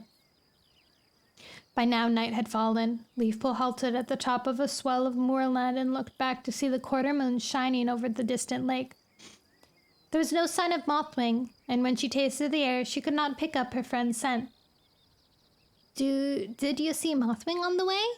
She asked the others. Barkface shook his head. I haven't seen her either. But then she never comes through Shadow Clan, Little Cloud meowed. But don't worry, she's been late before. Leafpool knew that that was true, but she also knew what was going on in River Clan. She wondered if Mothwing had been unable to come because she couldn't leave the elder who was ill with green cough. Perhaps the sickness had spread further, without a supply of catmint to treat the sick cats. When Leafpool and the others reached the tumbling stream, there was still no sign of Mothwing. Leafpool bounded up beside the star-filled water and pushed her way through the bushes that surrounded the hollow, half hoping that her friend would already be there. The waterfall poured down the wall of rocks, a moving sheet of silver, churning the pool below so that it seemed full of leaping moonlight. But no familiar golden tabby shape rose to greet Leafpool. No friendly scent reached her. The hollow was empty. Barkface led the way down a spiral path to the edge of the pool. Leafpool followed, feeling her paws slip into the marks left behind by generations of cats long gone. But this time she didn't feel the peace that always surrounded her in this place. She was too worried about Mothwing and RiverClan, and afraid that it meant Mudfur in her dreams. That if she met Mudfur in her dreams, he would blame her for not passing on his message. She could say nothing about it to the other medicine cats. Instead, she crouched beside them on the edge of the pool and craned her neck to lap from the icy water. The cold seemed to flow into every part of her, gripping her limbs so that she felt like a cat made of ice. Her gaze was transfixed by the churning surface of the water. Gradually, it stilled, and Leafpool made out the reflections of countless cats, lining the hollow around her. She looked up. Barkface and Little Cloud, one on each side of her, were motionless, far distant in their own dreams. Around the pool, and lining the sides of the hollows as far as the circle of bushes, were the glimmering shapes of the warriors of StarClan. A blue-furred cat rose to her paws on a mossy rock jutting over the water. Leafpool recognized Blue Star. Welcome, meowed the former ThunderClan leader. StarClan welcomes you as the new medicine cat of ThunderClan. Oh yeah, I forgot that has to happen.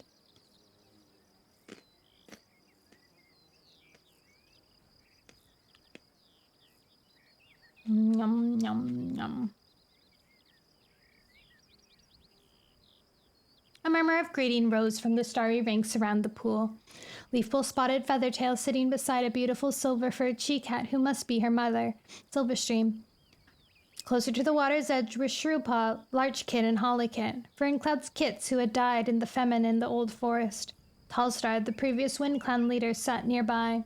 Leafpool felt herself draw strength from their luminous eyes. "Thank you," she replied. "I'll do my best to serve my clan, I promise." On the opposite side of the pool, she could see a group of former medicine cats, her own dear guardians, Spotted Leaf, along with Yellowfang and Mudfur. A shadow seemed to hang over them. Though above the hollow the moon floated in a cloudless sky, Mudfur's gaze was fixed on his paws. Leafpool's heart lurched as she wondered if he was deliberately avoiding her. She peered into the shadow, desperate to see Cinderpelt. In spite of what Spotted Leaf had said to her, Leafpool was still afraid that her former mentor blamed her for abandoning her clan. "Please, Cinderpelt," she whispered. Turning to Bluestar, she asked, "Bluestar, where?" But the warriors of StarClan were already fading, the shimmer of their pelts glowing dim until Leafpool could see the sides of the hollow through them. For a heartbeat they'd shone like a thin layer of ice on rocks. Then they were gone, and Leafpool was blinking awake on the edge of the pool. She rose, stretching to ease her cold, cramped limbs. Beside her, Little Cloud sat up and started to wash his face with one paw, while Barkface gave his rumpled fur a quick grooming. Neither of them spoke of what they had seen in their dreams. When I was out yesterday, I found a good clump of watermint just above the stepping stones," Barkface told Leafpool as they climbed the path out of the hollow. "You might want to collect some. There's plenty for both of us." "Thanks," mewed Leafpool. "It's the best herb there is for bellyache." "I spotted that ginger and white cat collecting marigold the other day," Barkface went on, leading the way down the slope. "Brightheart, is it?" She looked busy, too busy to notice me. "Yes, she's been a huge help," Leafpool admitted. "We've needed a lot of marigold to treat the wounds after the badger attack." Little Cloud nodded. "Thanks StarClan, we haven't seen the badgers in ShadowClan territory," he mewed. "Is ThunderClan recovering? Do you need any help?" Briefly, Leafpool wondered what Blackstar, the ShadowClan leader, would have to say about Little Cloud's offer to help a rival clan. It was just as well she could refuse with a clear consensus. "No thanks, we're fine," she replied. "Our wounds are healing." Dawn was not yet streaking the sky above the hills, and Leafpool realized she had the chance to take Mudfur's message to Mothwing. But if she was late returning to the hollow, what message would that send to her clanmates? She had left them once before. They needed to see now that she was completely dedicated to them. Besides, the sooner she returned to check on Barricade, the better. Not only that, but to get to RiverClan, she would have to travel through WindClan territory, and the risk of running into Crowfeather was too great. Following the stream down into ThunderClan territory, she refused to even look sideways at WindClan's moorland. That part of her life was over, never to be revisited. She was a medicine cat, with the power to walk among StarClan. There was a good reason why she could never be close to any other cat. She walked a different path than always would. If she could just concentrate hard enough on her duties, her feelings would die away, and Crowfeather would mean nothing to her more than any other warrior. Oh, Mama.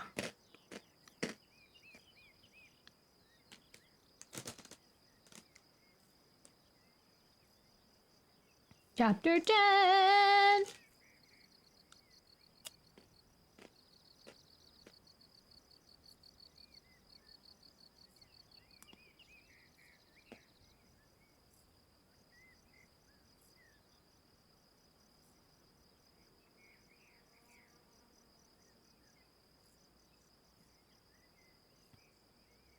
I hate that chips are so addicting. You take one bite of one and you're like, oh, that's fine, I'm satisfied. And then actually you're not. They're so mindless. Like, they're just such a mindless thing to eat.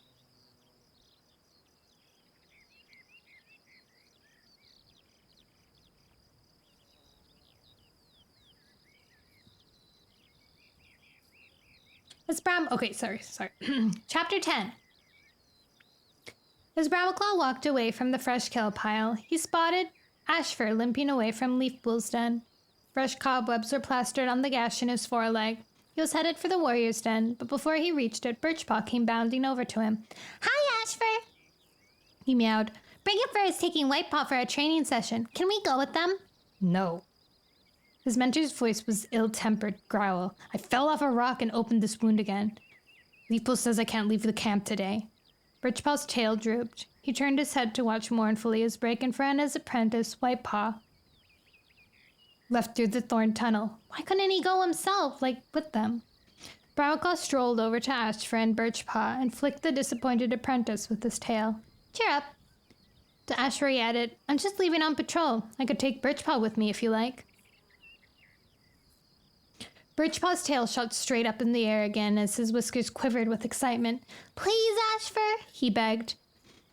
Ashfur opened his mouth. Brambleclaw was convinced he was about to refuse. Then a new voice spoke from behind Brambleclaw.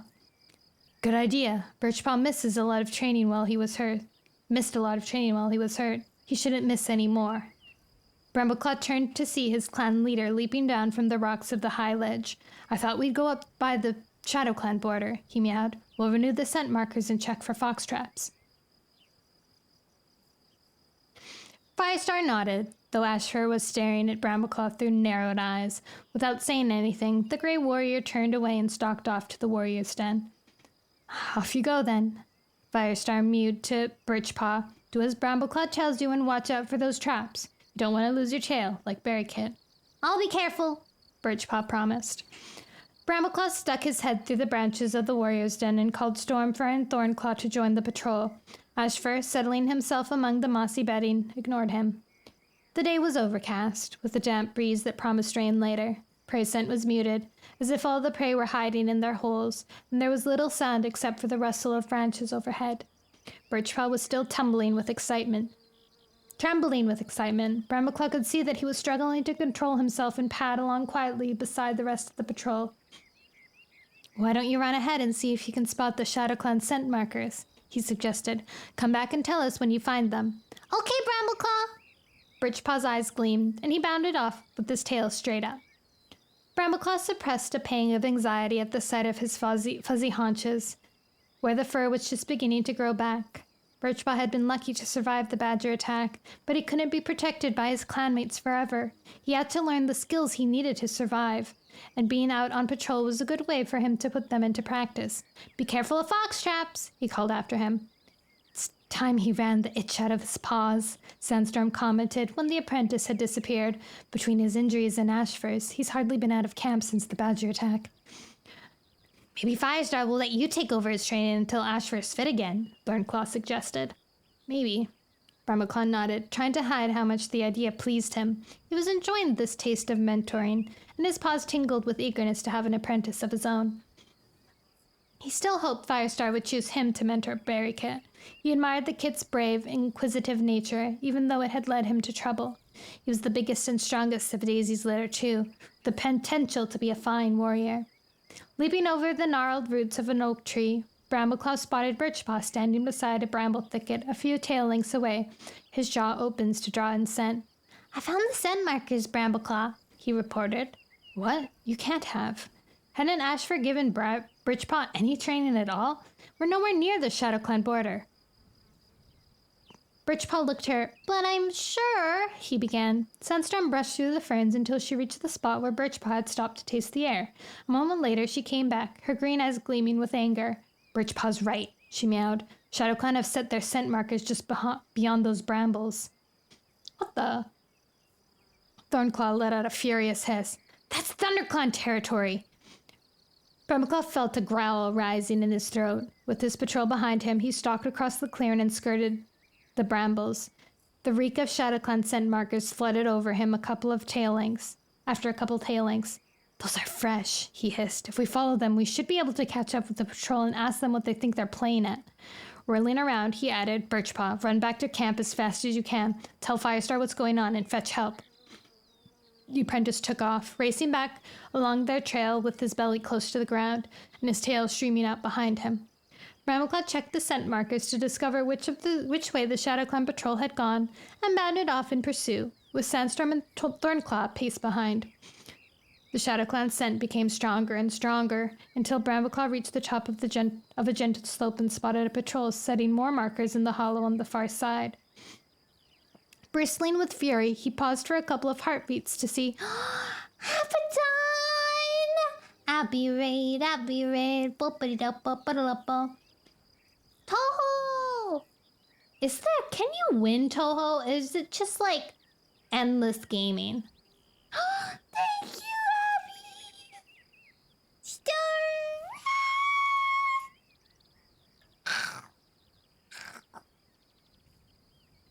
Toho Project. Toho. You can win. There's just so many different games. Okay, that makes sense. It just feels endless to an onlooker who doesn't know the intricacies of the gaming. Just like looking into Monster Hunter. Oopsies. No, my Shokubon!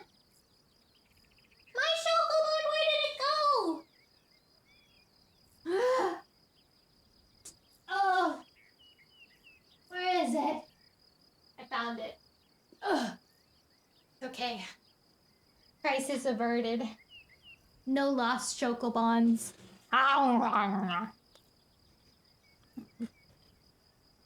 Unperishable Chad is what they call me at the canned food aisle at the grocery store.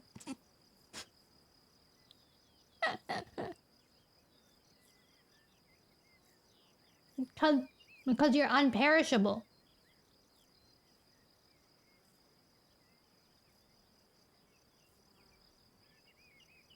Thank you so much for the raid, Abby. I hope your stream went wonderful. I hope you had a wonderful Christmas too. Oh my god, your first Christmas married? How was it? Was it nice? Was it fun? Did Pride gift you well? Did you gift Pride well?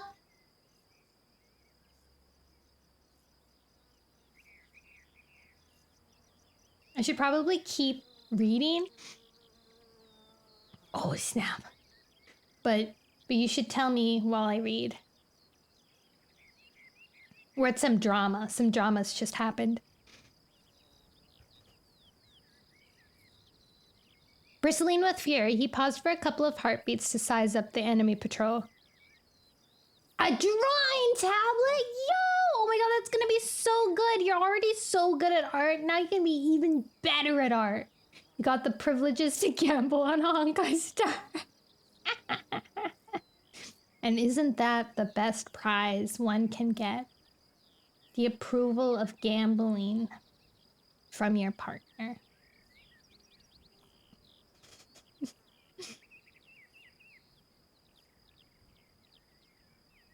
Right. There were 4 ShadowClan cats, Russet Fur, Oak Fur, and Cedar Heart. The same 3 who had watched Berrykit struggling in the fox trap, and Rowanclaw.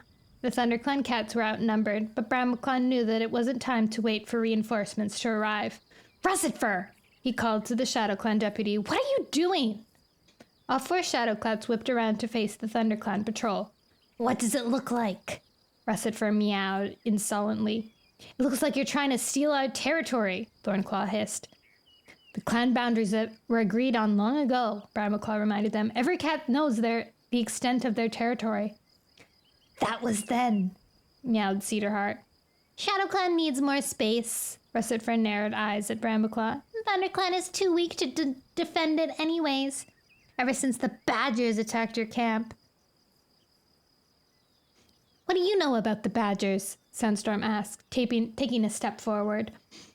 Enough, Russet Fur replied. The tip of her tail twitched. We know that you're all too badly injured to fight us right now. You're too busy repairing your camp to watch over your borders. And you lost your medicine cat. For a heartbeat, Brambleclaw was utterly bewildered. How could ShadowClan have found out about the Badger attack? Then he remembered that only 3 nights earlier, Leafpool had paid her half-moon visit to the moon pool. She must have revealed ThunderClan's weakness to Little Cloud. His claws sank into the ground. There was no time to think about that now. Get out of our territory, he snarled at Russet Fur, or we'll show you the same welcome we gave the Badgers. Russet Fur curled her lip. I don't think so. Letting out a fearsome screech, Bramaclaw hurled himself down into the hollow. His first rush landed him on top of Russet Fur. His claws raked across her shoulder. She tried to fasten her teeth into his throat, but he pushed her off with one paw on her chest. She withered under his weight, her eyes blazing with anger. Bramaclaw caught a glimpse of Sandstorm locked in battle with Oak Fur, and her hind paws battering his belly, while Rowanclaw and Cedarheart had Thornclaw pinned down between them.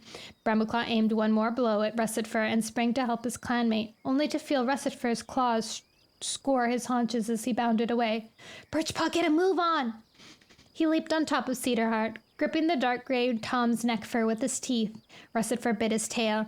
Then he lashed out with his hind legs to beat her off. He rolled on the ground in a tangle of fur and mingled scents, hardly knowing which cats were his enemies. Then he heard a yowling in the distance that rapidly grew louder. Russet Fur, her face pushed close to his as she clawed his neck, spat, "Foxdung!" and leaped away from him. Cedarheart wriggled out of his grip. Bramaclaw staggered to his paws to see Firestar and a fresh patrol of ThunderClan warriors racing down into the hollow. Firestar leapt on Russet Fur, caterwauling a challenge, and fastened his teeth in her throat. Russet Fur scored her claws across Firestar's shoulder, but she couldn't struggle free. Squirrelflight rushed straight at Cedarheart, carrying him off his paws and pinning him to the ground. Just behind her, Dustpelt leaped on top of Rowanclaw, sinking his claws deep into the ShadowClan warrior's fur. Oak Fur let out a screech of terror as he saw Spiderleg and Rain Whisker surging through the break-in towards him. Sandstorm aimed the last blow at his haunches as he scrambled over roots and through the brambles, heading off for the ShadowClan border. "Back off!" Russet Fur yowled. She managed to stagger to her paws, leaving tufts of fur in Firestar's teeth and claws. She was bleeding from her throat as she retreated. Firestar flicked his tail, ordering his own warriors to let the ShadowClan cats go.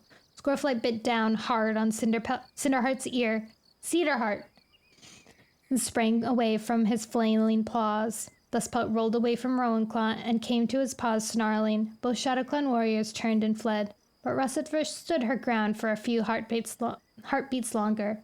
"Don't think you've won, Firestar," she spat, her sides heaving. "ShadowClan will set a new border." "Good night, Cuckoo. Sleep well."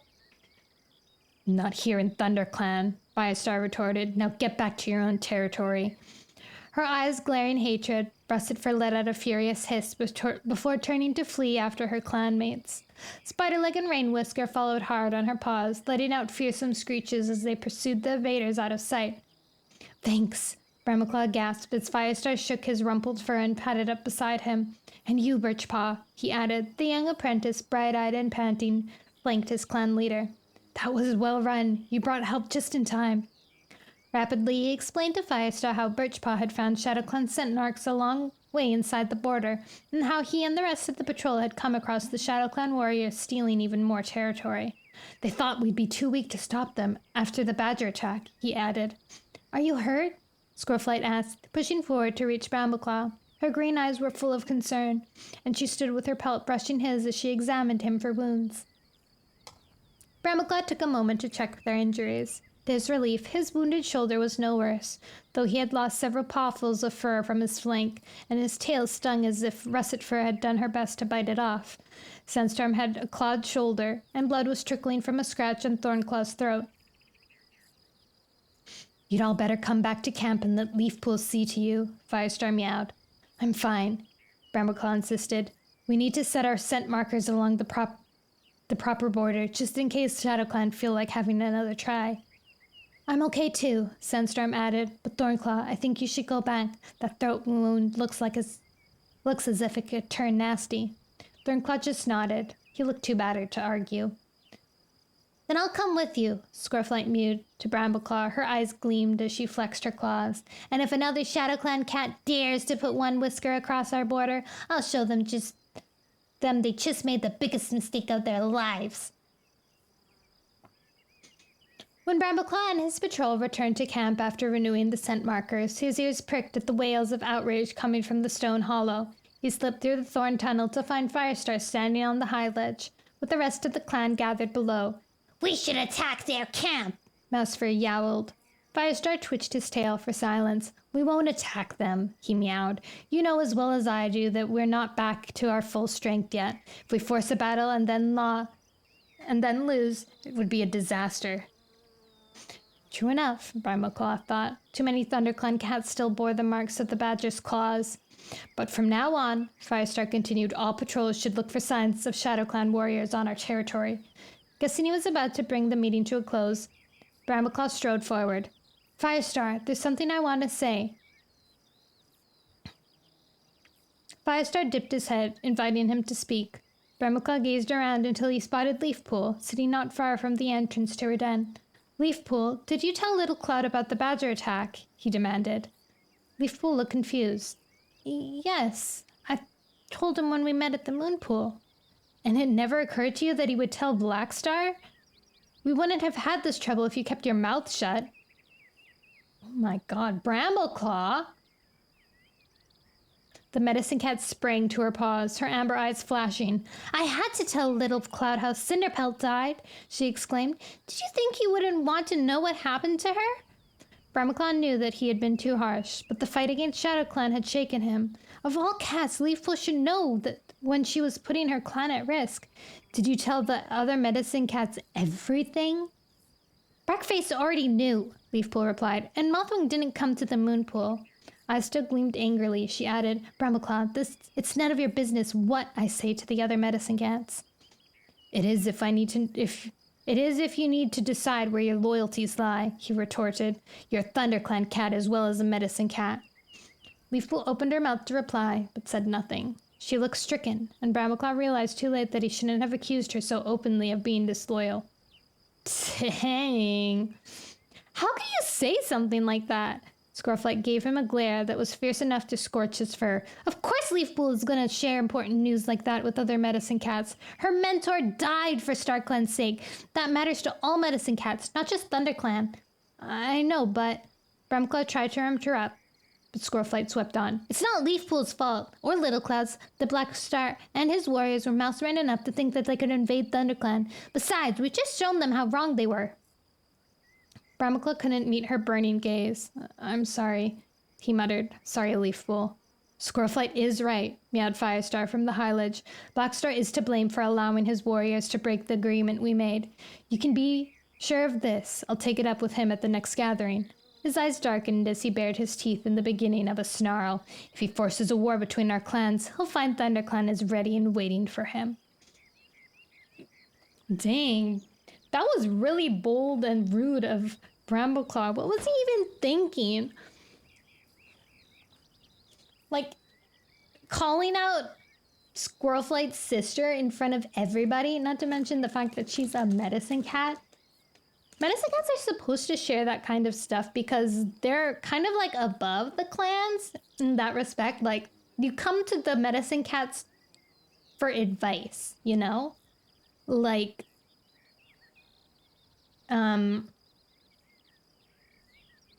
you come and you're like, oh yeah, we're suffering from pretty bad green cough. What do you guys think I should do?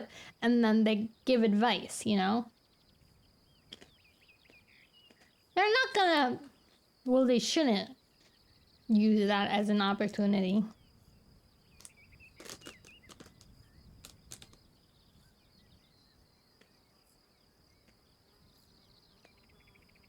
Nom, nom, nom. Chapter 11. The full moon floated high in the sky as Brambleclaw leaped off the end of the tree bridge and onto the island. The mingled scent of many cats surrounded him, and he realized that the ThunderClan warriors were the last to arrive at the gathering. Firestar was already racing away from the shore, signaling with his tail for his warriors to follow. Brambleclaw bounded after him, along with Squirrelflight and Dustpelt and the other ThunderClan cats. Flattening himself to the ground, he thrust his way through the thick barrier of bushes and into the moonlit clearing dappled by the spreading of branches of the great oak. The tree was in full leaf now.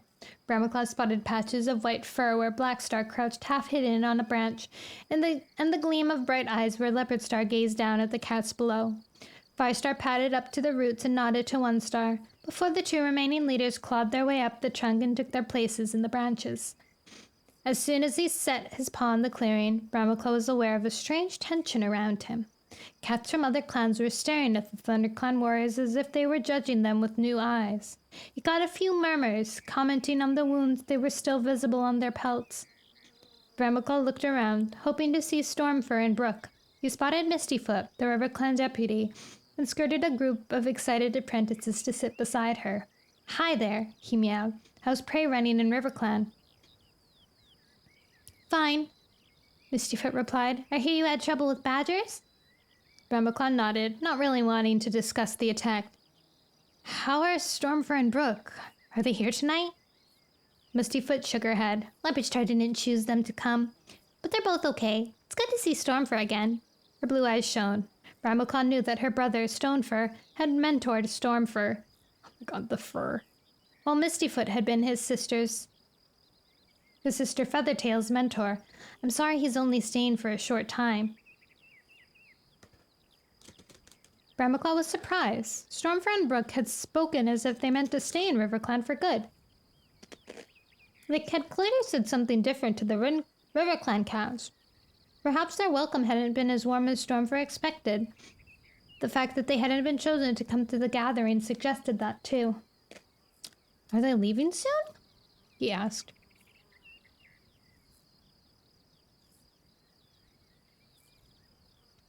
"I don't know exactly when," Mistyfoot mewed, "but I'm sure they'll want to go back to the tribe eventually, won't they?" She dipped her head to Brahmaclaw and walked away to take her place on the roots of the tree beside Russetfur and Ashfoot, the Shadow Clan and Wind Clan deputies. Brahmaclaw's belly tightened as he looked at the space beside them, yet another reminder that ThunderClan had no deputy to stand with the others. "Hi." Brahmaclaw jumped.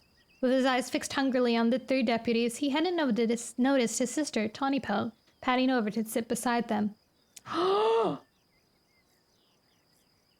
"Do you think Tigerstar visited Tawnypelt and told her about the badger attack?"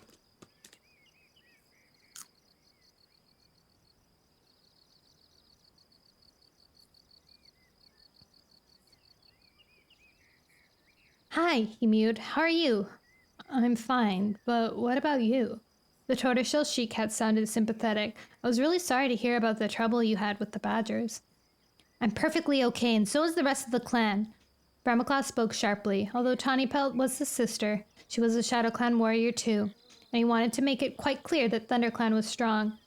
"We'd be even better if Leafpool hadn't been so quick to tell her Medicine Cat friends about how much trouble we're in." Tawnypelt looked puzzled. "Leafpool?" "She told Little Cloud when they met the Moonpool."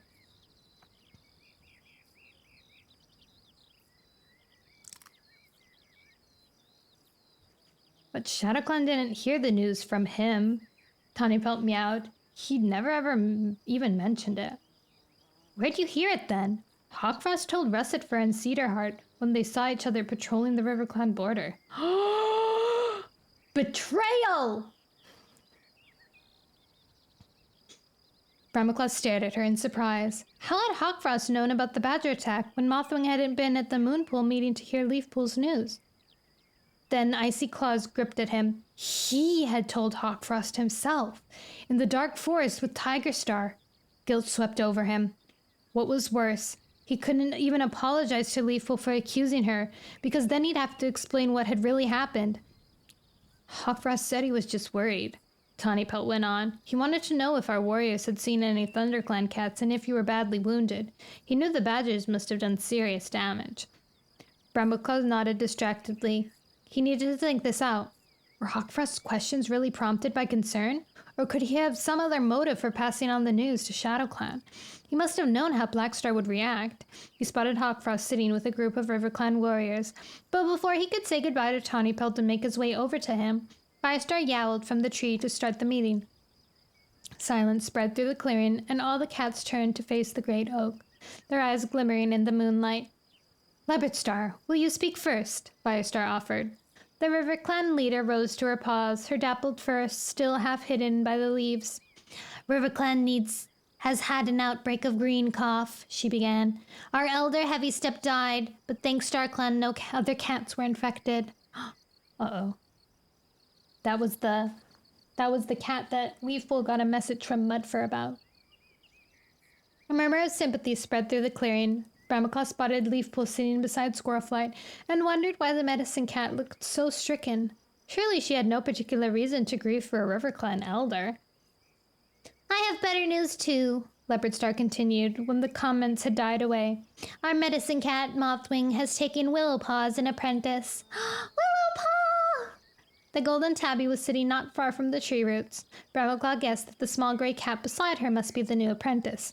Willowpaw's green eyes shone with excitement, and she dipped her head awkwardly as her clan called out, Willowpaw! Willowpaw! Leopardstar had stepped back, gesturing her tail for One Star to speak, when Hawkfrost rose to his paws at the foot of the tree. One moment, he meowed. Mothwing has some important news. What?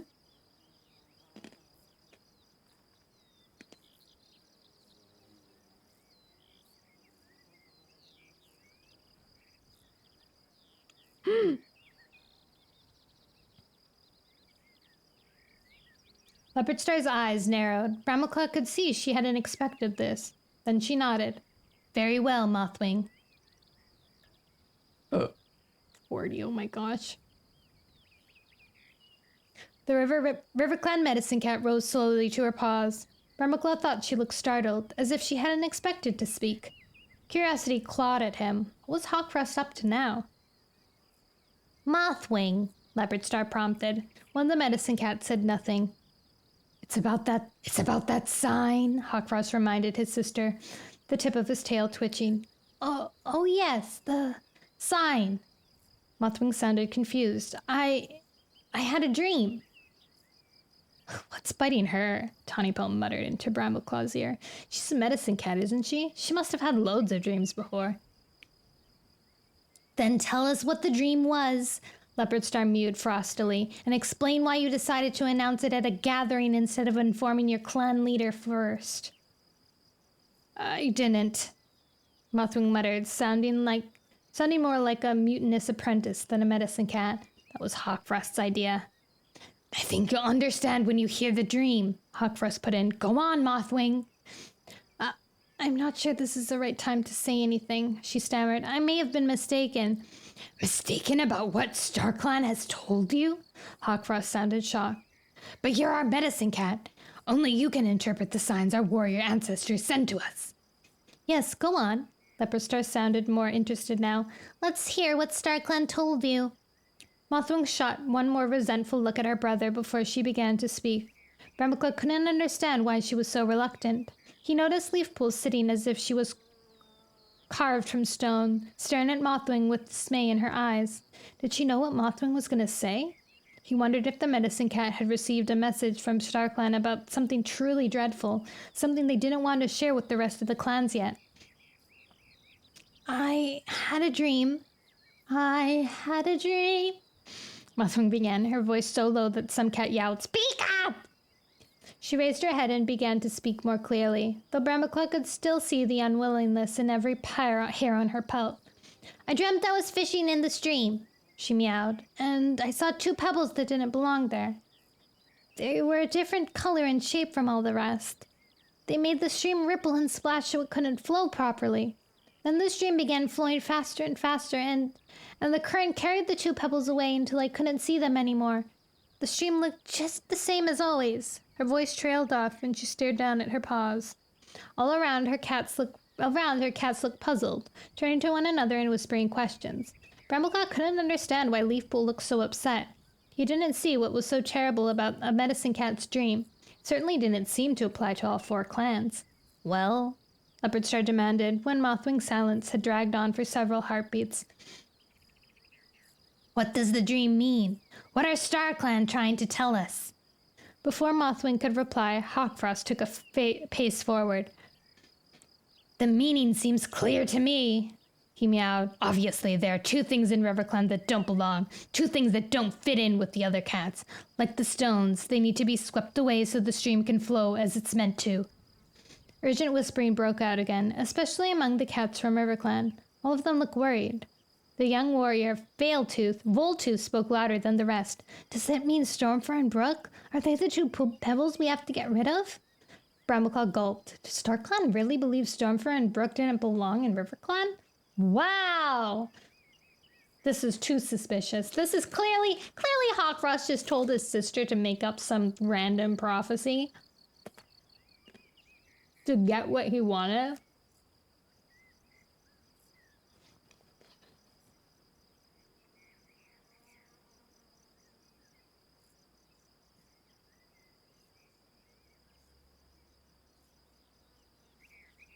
Brambleclaw gulped. Oh wait, sorry. Beside him, Tawnypelt dug her claws hard into the ground. She had made the journey to the sundown place with the other cats. Stormfur was her friend too. If any cat lays a paw on him, I'll... Keep out of this. Hawkfrost snapped at her. It's RiverClan business. What do you mean, You... Oh my god. This dude brought it up in the middle of a gathering, and now he's like, stay out of this. It's RiverClan business. What did you expect? You brought it up in a gathering. Oh my god, this guy. Sounds to me as if StarClan would be angry if we allowed Stormfur and Brook to stay. That's ridiculous. Mistyfoot sprang up from her place on the oak root. Stormfur is a RiverClan cat. Stop, Mothwing begged. Hawkfrost, I told you I don't know, not exactly what my dream meant. Please... Her voice quavered. Please don't read a meaning into it that might not be there. I'll wait for another sign from StarClan. Next time it might be more clear. Hawkfrost glared at her through narrowed blue eyes that gleamed like chips of ice. Above them on the branch, her branch, Leopardstar looked embarrassed and furious at the same time. Yeah. Brambleclaw would bet a moon of dawn patrols that she would have stern words for Mothwing about showing such uncertainty in front of the whole gathering. Yes, Leopardstar meowed tersely. We won't do anything until you know more. And next time, Mothwing, make sure you come to me first. Mothwing bowed her head and sat down again. Leopardstar said nothing more, just beckoned one star to forward with her tail. He's gonna Tiger Star treatment. Whoop, whoop. The WindClan leader rose from where he was sitting in the fork of a branch. WindClan has little to report. He meowed. Everything is peaceful. We have plenty of prey. He sat down again, motioning to Firestar to speak next. Brambleclaw felt a knot of tension in his belly as his clan leader stepped forward. What would Firestar say about ShadowClan's attempt to steal part of their territory? And how could Blackstar justify his warrior's actions? Firestar began by telling the story of the Badger's invasion, thanking One Star for bringing the WindClan warriors to help. Without you, many more cats would have died, he meowed. One Star waved his tail. It was no more than we owed you. It grieves me to report the death of Sootfur, Firestar went on, and the death of our medicine cat, Cinderpelt. Their clan honors them.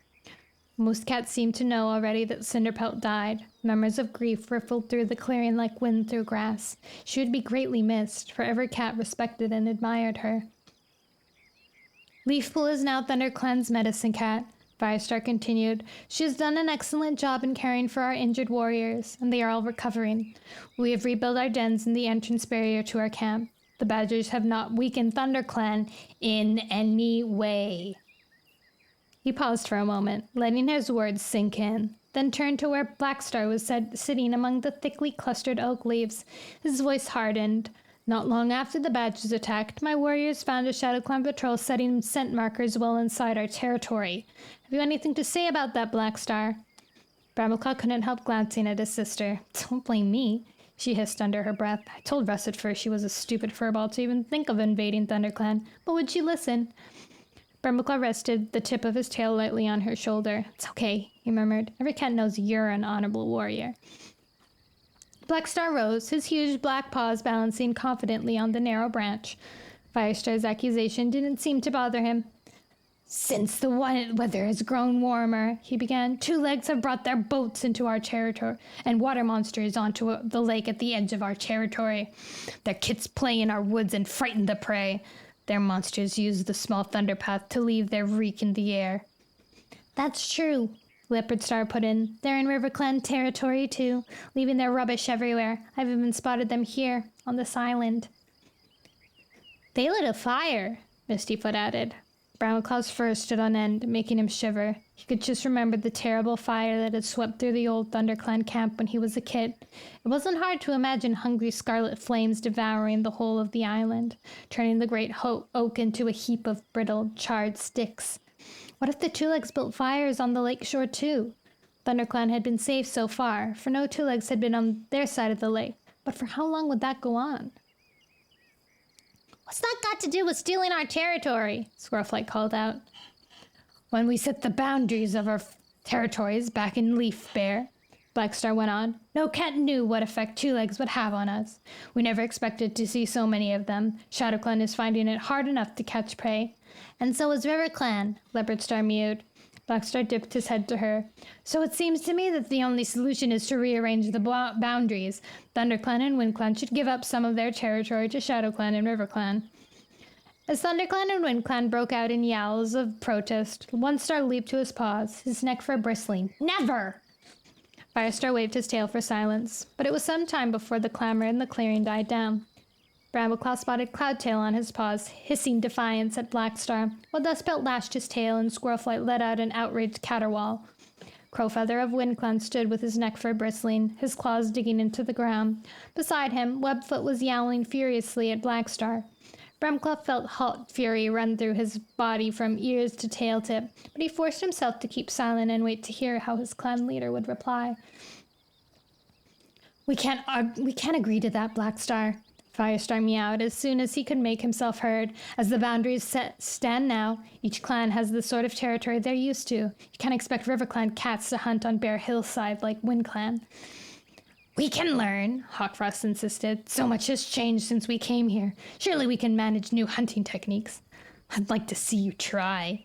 Crowfeather shot back to him. It's not as easy as it looks. I know WindClan would find it difficult to hunt in thick woodland like ThunderClan. Oh, well, you would know about that, Webfoot sneered. Why attack your own clanmate in the middle of... Oh my god. That's enough, One Star hissed, glaring down at Webfoot. Webfoot shot Crowfeather a resentful look, as though it were the Dark Warrior's fault that he had received a public rebuke from his leader. Brambleclaw realized that some of Crowfeather's clanmates hadn't forgiven him for being ready to abandon his clan for the sake of the ThunderClan medicine cat.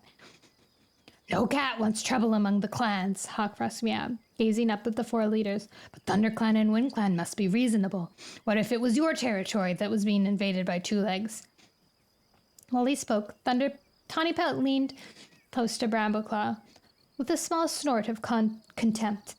I met Hawkfrost on the border once when I was patrolling with Blackstar and Oakfur, she told her brother. He was so concerned about the Two Legs, saying what a pity it was about that the boundaries couldn't be changed. I shouldn't wonder if that was what put the idea into Blackstar's head in the first place. Brambleclaw stared at her. Surely that couldn't be true. Hawkfrost would never encourage ShadowClan to attack ThunderClan. What he said could only have been a warrior's natural anxiety that his clan would have enough prey. And Blackstar certainly didn't need any encouragement to attack another clan. Hi, Cat! Merry Christmas!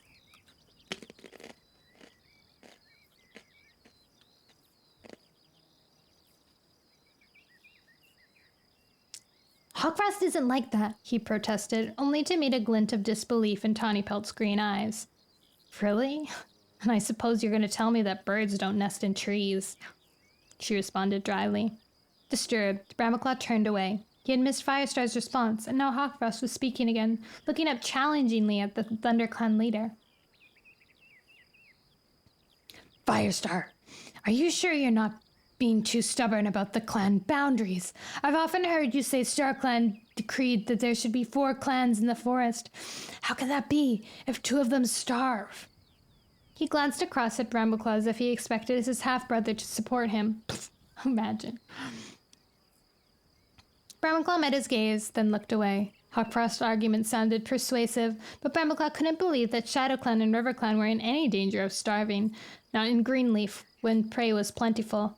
At most, they should wait a season or two before they discuss changes to the boundary to discover exactly what changes the two-leg invasion made to the territory around the lake. You don't look like you're starving to me, Hawkfrost, Firestar meowed. RiverClan needs more territory, Hawkfrost hissed. If you don't give it to us, we'll take it away. Hawkfrost, you don't speak for RiverClan, Mistyfoot snapped at him. At the same moment, Tornir of WindClan leapt to his paws. Just try it if you want a shredded pelt. Hawkfrost whirled on him, unsheathing his claws, and his clanmate Blackclaw shouldered his way through the crowd to join him, his neck fur bristling and his tail fluffed up twice its size. 3 or 4 WindClan warriors, Crowfeather among them, jumped to support Tornir. Stop! Mistyfoot ordered, leaping from the root where she sat. This is a gathering! Have you forgotten that?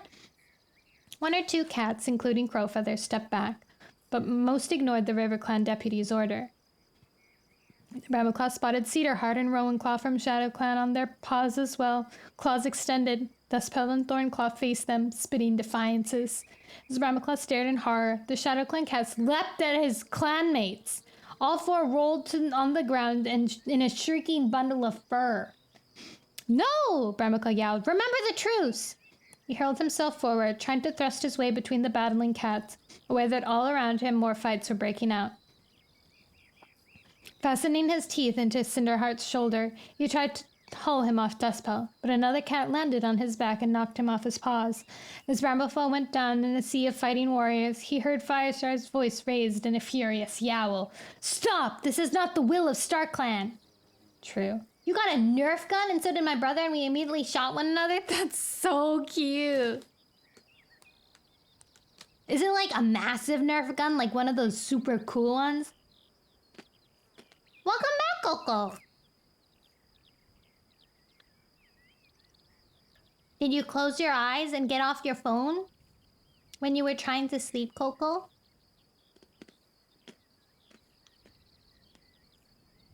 That's one of the key ways to fall asleep.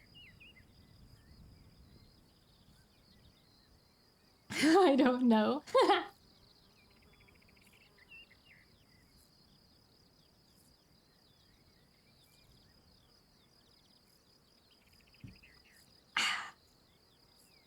Mimosa. Dang, these guys are so dramatic. Also, like, Hawkfrost has spoken up so much during this gathering, it's insane. He's talking more than One Star has spoken. And One Star is actually a clan leader. Feliz Navidad.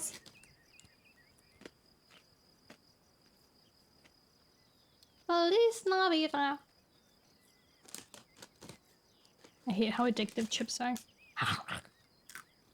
Now bees? What's that?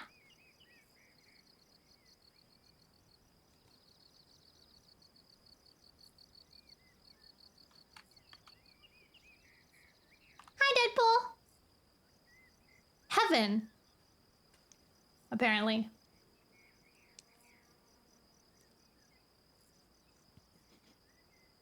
Okay, let's keep going. Chapter 12! We're almost done for today. Leafpool flattened herself to the ground as fighting surged across the clearing. Horror froze her limbs and made her fur bristle. She couldn't believe that any cat would dare to break StarClan's truce. Then she remembered her dream of sticky scarlet waves washing up on the lakeshore. It was true! There could not be peace until blood had spilled blood. What the heck is in this book? War, violence, cats fighting cats.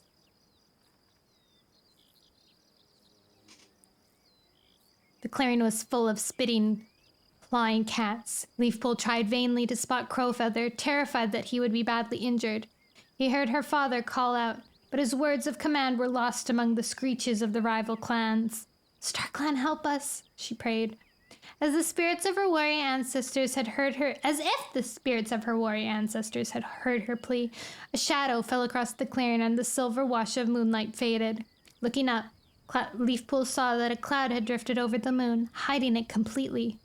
The shrieks of battle began to fade, or changes or changed to yowls of terror. Some cats stopped fighting and crouched motionless, staring at the threatening sky. Look! It was too dark to see which cat had cried out, but Leafpool recognized the voice of Barkface, the WindClan medicine cat. StarClan are angry! This must be a sign that the boundaries should stay the way they are. In spite of the authority with which the old medicine cat spoke, several voices were raised in screeches of protest. Firestar's yowl drowned them all out. Leafpool could just make him out in the glitter of starshine, standing on an overhanging branch. Barkface is right, he called. StarClan have shown their will. The boundaries will stay as they are. This gathering is over. The next RiverClan cat to raise a paw will answer to me, Leopardstar added, balanced commandingly on her branch. Every cat go home, now. That goes for WindClan too, meowed One Star, raking the clearing with a furious gaze. Blackstar let out a hiss. This isn't over, he snarled. No, it's not. Another cat called out, peering into the darkness. Leafpool could just make out the massive tabby shape of Hawkfrost. We'll discuss it again at the next gathering. That is not your decision, Leafpool thought. Hawkfrost was already behaving as if he were a clan leader, and he wasn't even a deputy. Her mistrust of him made her fur stand on end, even more when she wondered just how much influence he had over his half-brother, Brambleclaw. How many pages? There's 325 pages. We're at 180. Thank you for the student.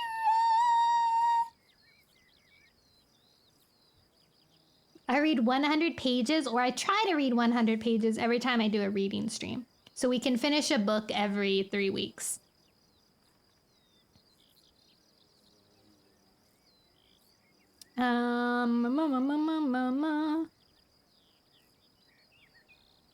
To her relief, the last of the battle was over. Cats broke apart, licking their wounds and glaring at each other. The leaders leapt down from the great oak and began to gather their clans together. Leafpool struggled through the shifting mass of cats, all trying to find their clanmates for their journey home. She couldn't leave without speaking to Mothwing. Heavy Step was dead! When Leafpool had decided not to take Mudfur's message about the catman to RiverClan, she had comforted herself with the thought that Mothwing would find it anyways, or that the Elder would recover without it. It's my fault. He died. And what about the dream Mothwing had reported? The dream of 2 pebbles in a stream. If she had really started to believe in StarClan and received signs from them, Mudfur wouldn't have needed Leafpool to take his message. He could have told Mothwing himself, but he hadn't, which meant Mothwing had lied in front of the whole gathering.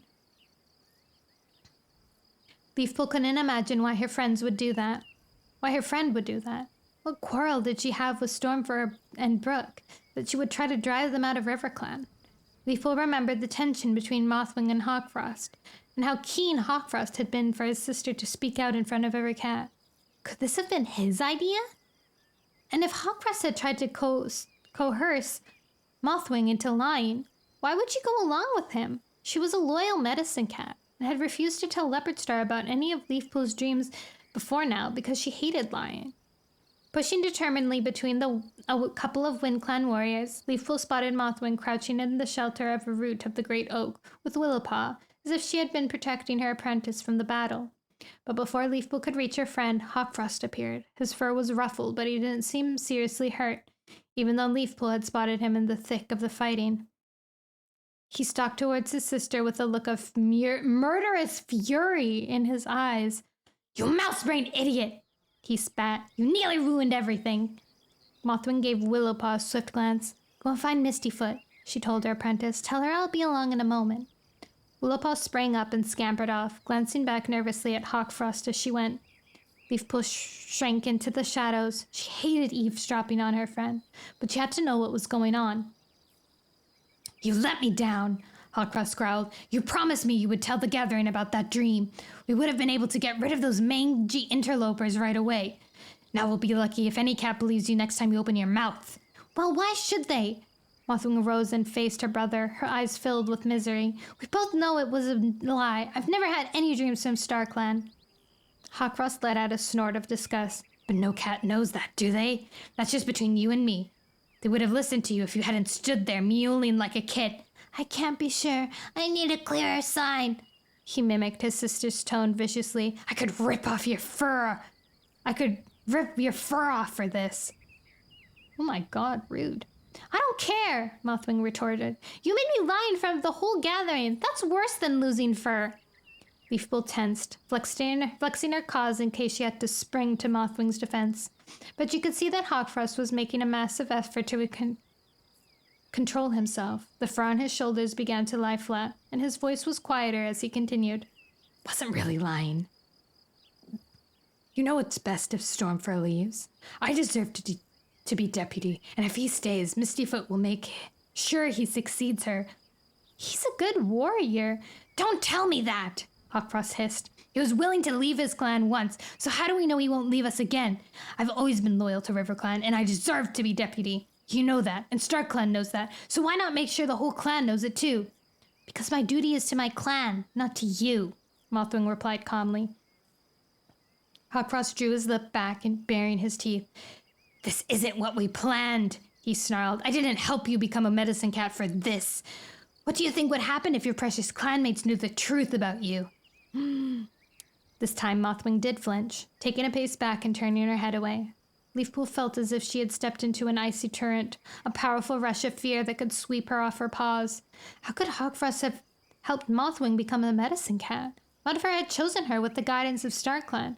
What was the truth that could force Mothwing to lie for her brother? Suddenly, Mothwing looked her brother squarely in the eyes. Do what you want, Hawkfrost, she mewed. I've tried to be a good medicine cat and serve my clan as best as I can, but I can't go on lying. You were made deputy once before, when the Two Legs trapped Mistyfoot, and you'll be made deputy again if you don't do anything stupid. She paused and added more sharply, if you tell the truth about me, you won't look so good yourself, will you? Hawkfrost raised his forepaw. Leafpaw braced himself to rush out and help her friend, but then the tabby warrior spun around and stalked away. He looked exactly like his father, Tigerstar, had in Leafpool's dream. Mothwing slumped down under the tree as if all her strength had been drained. Leafpool padded up to her and gently touched her shoulder with the tip of her tail. She wasn't sure what to say. She wondered if she would reveal that she had overheard the quarrel.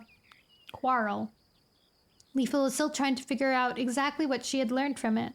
Hawkfrost obviously knew that his sister didn't believe in StarClan, but Leafpool knew it too, and had long since forgiven her. Mothwing had tried so hard to be a good medicine cat, even without StarClan to strengthen and guide her. Mothwing, it's me, she began, faltering. I'm so sorry that Heavystep died. Mothwing looked up, her blue eyes pools of regret. I searched and searched for Catmint, but I couldn't find anything, she mewed.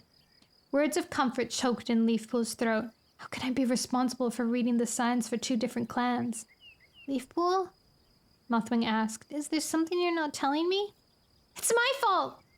Leafpool blurted out. Mudfur came to me in a dream and told me where you could find Catmint, but I was caring for a sick kid and I didn't have time to come. Anyway, I didn't know if you would believe me, she added.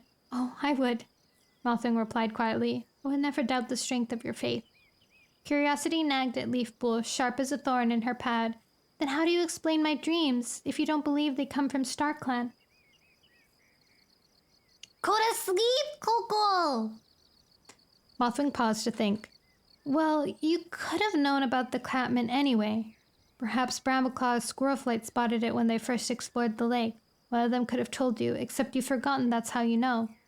Leafpool didn't remember any conversations about Catmint. Besides, the first exploration of their territory had taken place in Leafbear, when not much was growing. I don't think so, she murmured uncomfortably.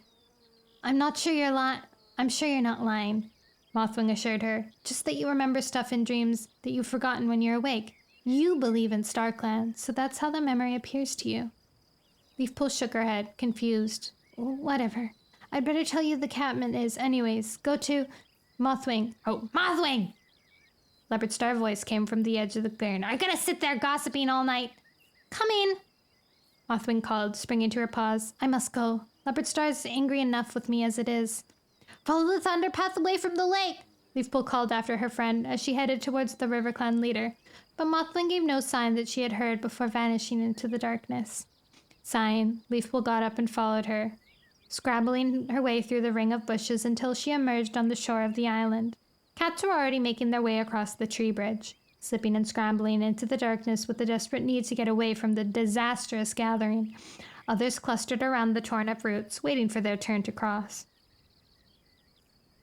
We're not going to finish today. I'll only read up to, like, page 200, and then we'll stop for tonight.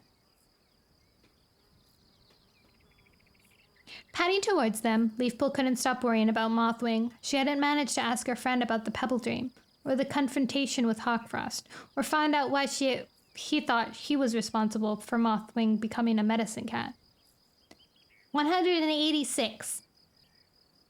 Perhaps it was just as well, she thought. Mothwing might not have wanted to answer. Leafpool glanced around for her own clanmates.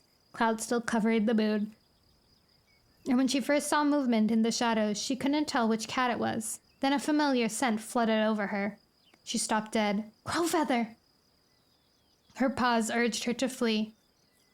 But the WindClan warrior had already spotted her. He stepped forward. His lean body was faintly outlined by starlight, but his dark gray pelt turning him into another shadow. Hi, Crowfeather. Leafpool meowed awkwardly. How are things in WindClan? Fine. Crowfeather's voice was curt. Leafpool doubted that was true. During the gathering, it had been obvious that some of his clanmates still blamed him for leaving WindClan to be with her. I'm sorry if you're having problems with... She began. Problems? Crowfeather shrugged. I told you, everything's fine. Being so close to him was making Leafpool's heart pound. She couldn't bear to see him so brittle and tensed when she knew how much pain he must be hiding. I never meant to hurt you, she murmured. We chose to be loyal to our own clans. Crowfeather's voice was quiet and steady, but Leafpool could hear agony in every breath. It's better if we don't see each other anymore. Leafpool knew he was right, but the pain stabbed her more deeply than a badger's fang. Couldn't they even be friends? Crowfeather held her gaze for a heartbeat longer, then walked away, down the shore to a few cats who still waited on the side of the tree bridge. Goodbye, Leafpool whispered, but he didn't look back. But look at your poor tail, Daisy wailed. Barricade turned circles in his nest outside Leafpool's den, trying to see the stump of his tail. He didn't seem bothered by it at all. I'm just like a warrior now, he boasted. Every warrior has wounds. It shows how brave they are. Daisy flinched. Can you do something? She begged Leafpool. Leafpool suppressed a sigh. Not even StarClan can grow back a tail, she meowed. Oh, I know, and I'm so grateful to you for everything you've done. I thought he would die for sure. I just wish that some cat could make him see that it wasn't a clever thing to do, and he mustn't ever do it again. You already know that, don't you, Barricade? Leafpool prompted. Barricade stopped circling and sat up among the bracken, his eyes bright. Just a nubby little kit. Leafpool could hardly believe he was the same kit who had lain there wailing from pain and fever not so many days before. Well, he mewed. I know it was wrong, but camp's so boring. I want to go and see the lake. Daisy let out a squeal of terror. You'll drown if you go there. You must wait until you're apprenticed, Leafpool told him. Then your mentor will take you to the territory. Barricade gave an excited wriggle. Can I be apprenticed now? Can Brambleclaw be my mentor? Leafpool suppressed a murmur of amusement. It was good to see that Barricade's terrible experience hadn't dampened his spirits. No, you're too young, she replied, and Firestar decides who your mentor will be. Barricade looked disappointed, but soon brightened up again. Then can I go back to the nursery? I bet Hazelkid and Mousekid can't think of any good games when I'm not there. Daisy sighed. You know, he's right, she meowed to Leafpool. It's been so peaceful, you can't imagine. In another day or two, Leafpool promised the kit. You need to get a bit stronger first. Rest inside instead of bouncing around the whole time. Barricade immediately curled up among the ferns, managing to wrap the bit of his tail over his nose. His eyes still gleamed, watching his mother and Leafpool. Thank you so much, Leafpool. Daisy meowed, raising to her paws. ThunderClan is really lucky to have you as their medicine cat. Saying goodbye to Leafpool and Barricade, she left, passing Brightheart, who brushed past the bramble screen with a leafy bunch of catmint in her jaws. There! She exclaimed, after dropping the bundle near the entrance to Leafpool's den. Don't you just love the smell of catmint?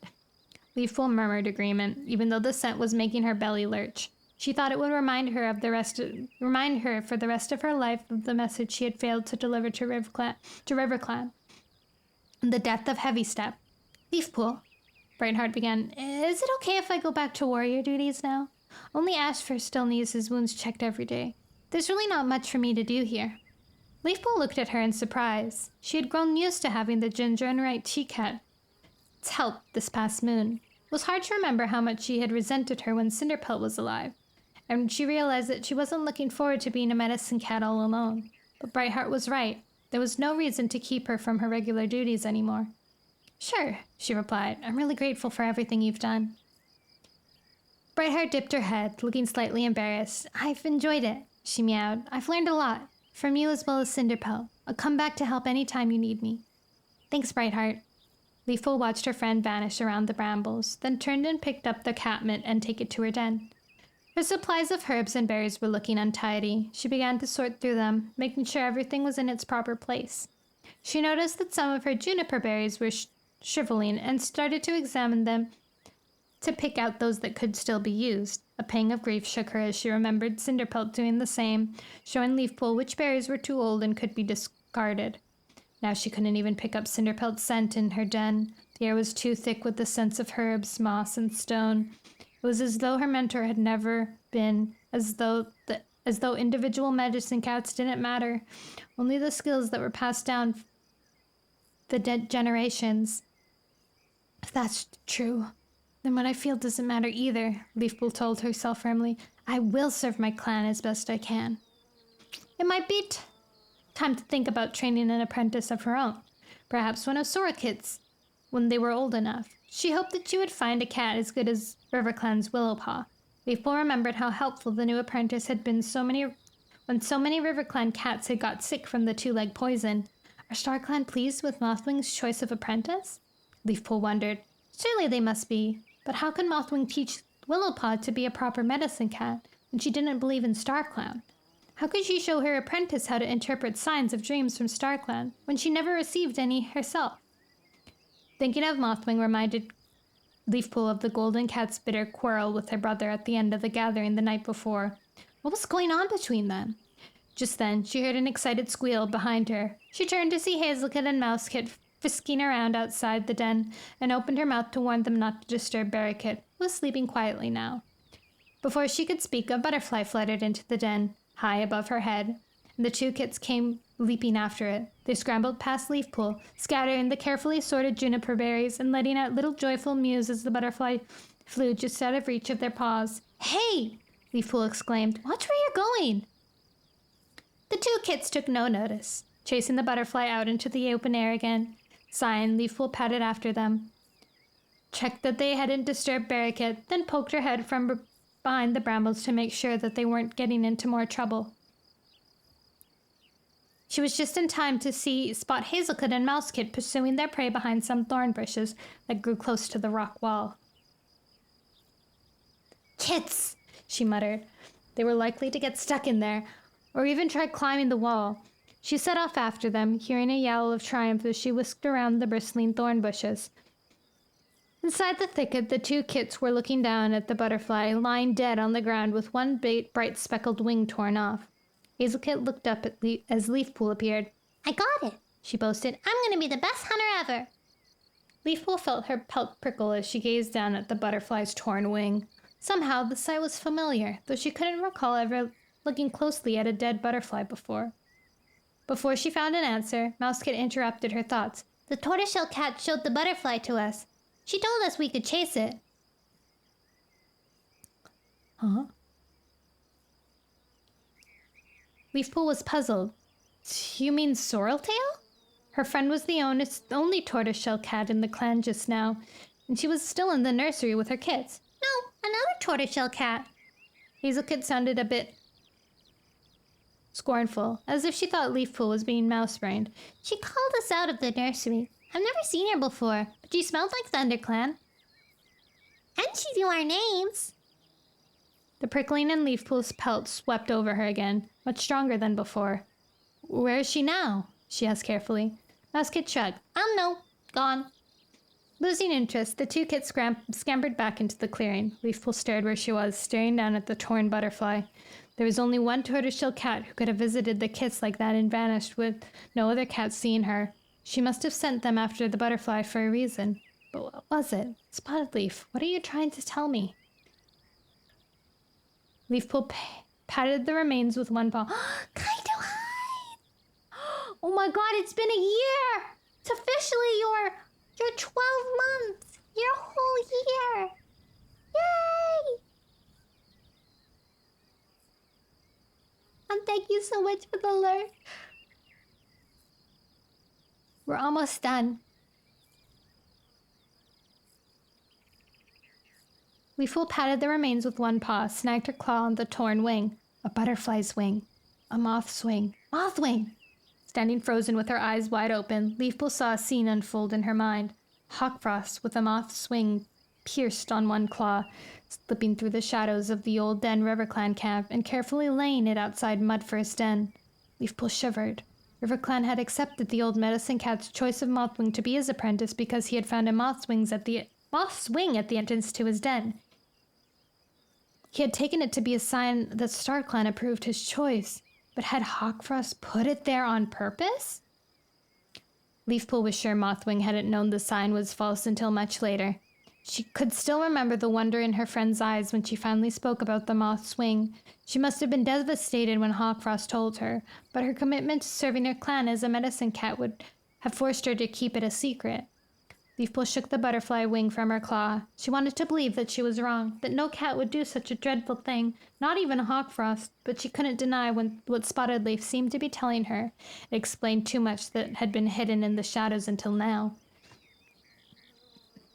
At the gathering, Hawkfrost had threatened Mothwing with revealing a secret, and he had said that he helped her become her clan's medicine cat. He was obviously holding the secret over her, forcing her to invent messages from StarClan to help him gain power in RiverClan. Leafpool had always doubted whether Hawkfrost was trustworthy, but there was no room for doubt now. Her claws scored into the ground in front of her. She wished she could sink them into Hawkfrost's fur, but finding him would solve nothing. Leafpool considered challenging him at a gathering, but that wouldn't work either. After all, she had no proof, and accusing him would mean denouncing Mothwing too. If RiverClan knew the moth's wing sign had been false all along, would they let her continue as their medicine cat? Spotted Leaf, show me what to do. You must have told me this for a reason. Then she remembered Willowpaw. The young apprentice must believe in StarClan, like all clan-born cats. Perhaps she would be able to take over those parts of Mothwing's duties that involve StarClan. If Mothwing knew that, it might give her courage to stand up to her cruel brother. Willowpaw couldn't solve the problem altogether, but she might help. But how can I show her? Leafpool asked herself. She's Mothwing's apprentice, not mine. How can Willowpaw learn about StarClan when her mentor doesn't believe in them? Alrighty! We're gonna end now! Chapter 13. We didn't make it exactly to page 200, but we made it to 196, which is close enough. Now Coco can finally embrace sleep. Welcome it into your arms. Yes, sleep. Sleep! Whee! Okay, guys, I'm going to head out. Thank you so much for hanging around. Thank you. Thank you, Kaito, for the resub, and thank you, Abby, for the resub and the raid. Do I need to? Yeah, you do. I'm gonna switch to the ending screen, okay?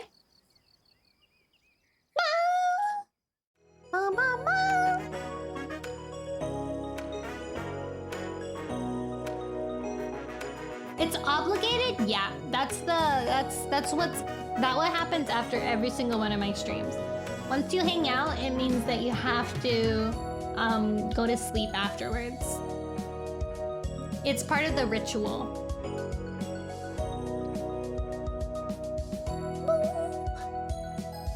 Thank you guys so much for hanging out with me. Next time we read this, it'll be the new year. It'll be a whole new year. And we'll be able to finish the book and start my favorite of the series, which is extremely exciting, and I am super duper excited for it. I think I'll stream... I know I can stream on Saturday, but I'll try my hardest to stream on either tomorrow or Friday. I don't know what I'll play, but I think it's just good. Oh, Rain World! I can play Rain World. I don't know the book, to be honest. That's fair. To be also fair, we're in the second series, and this is the last book in the second series. So we've read like 1, 2, 3, 4, 5, 6, 7, 8, 9. Like 10 books? 10 books? Almost 11 books? How many books are there in each? 5 books maybe? Actually, I don't remember. 4:13 a.m. Go to bed! Sleep well, everyone. I love you. I'll see you guys.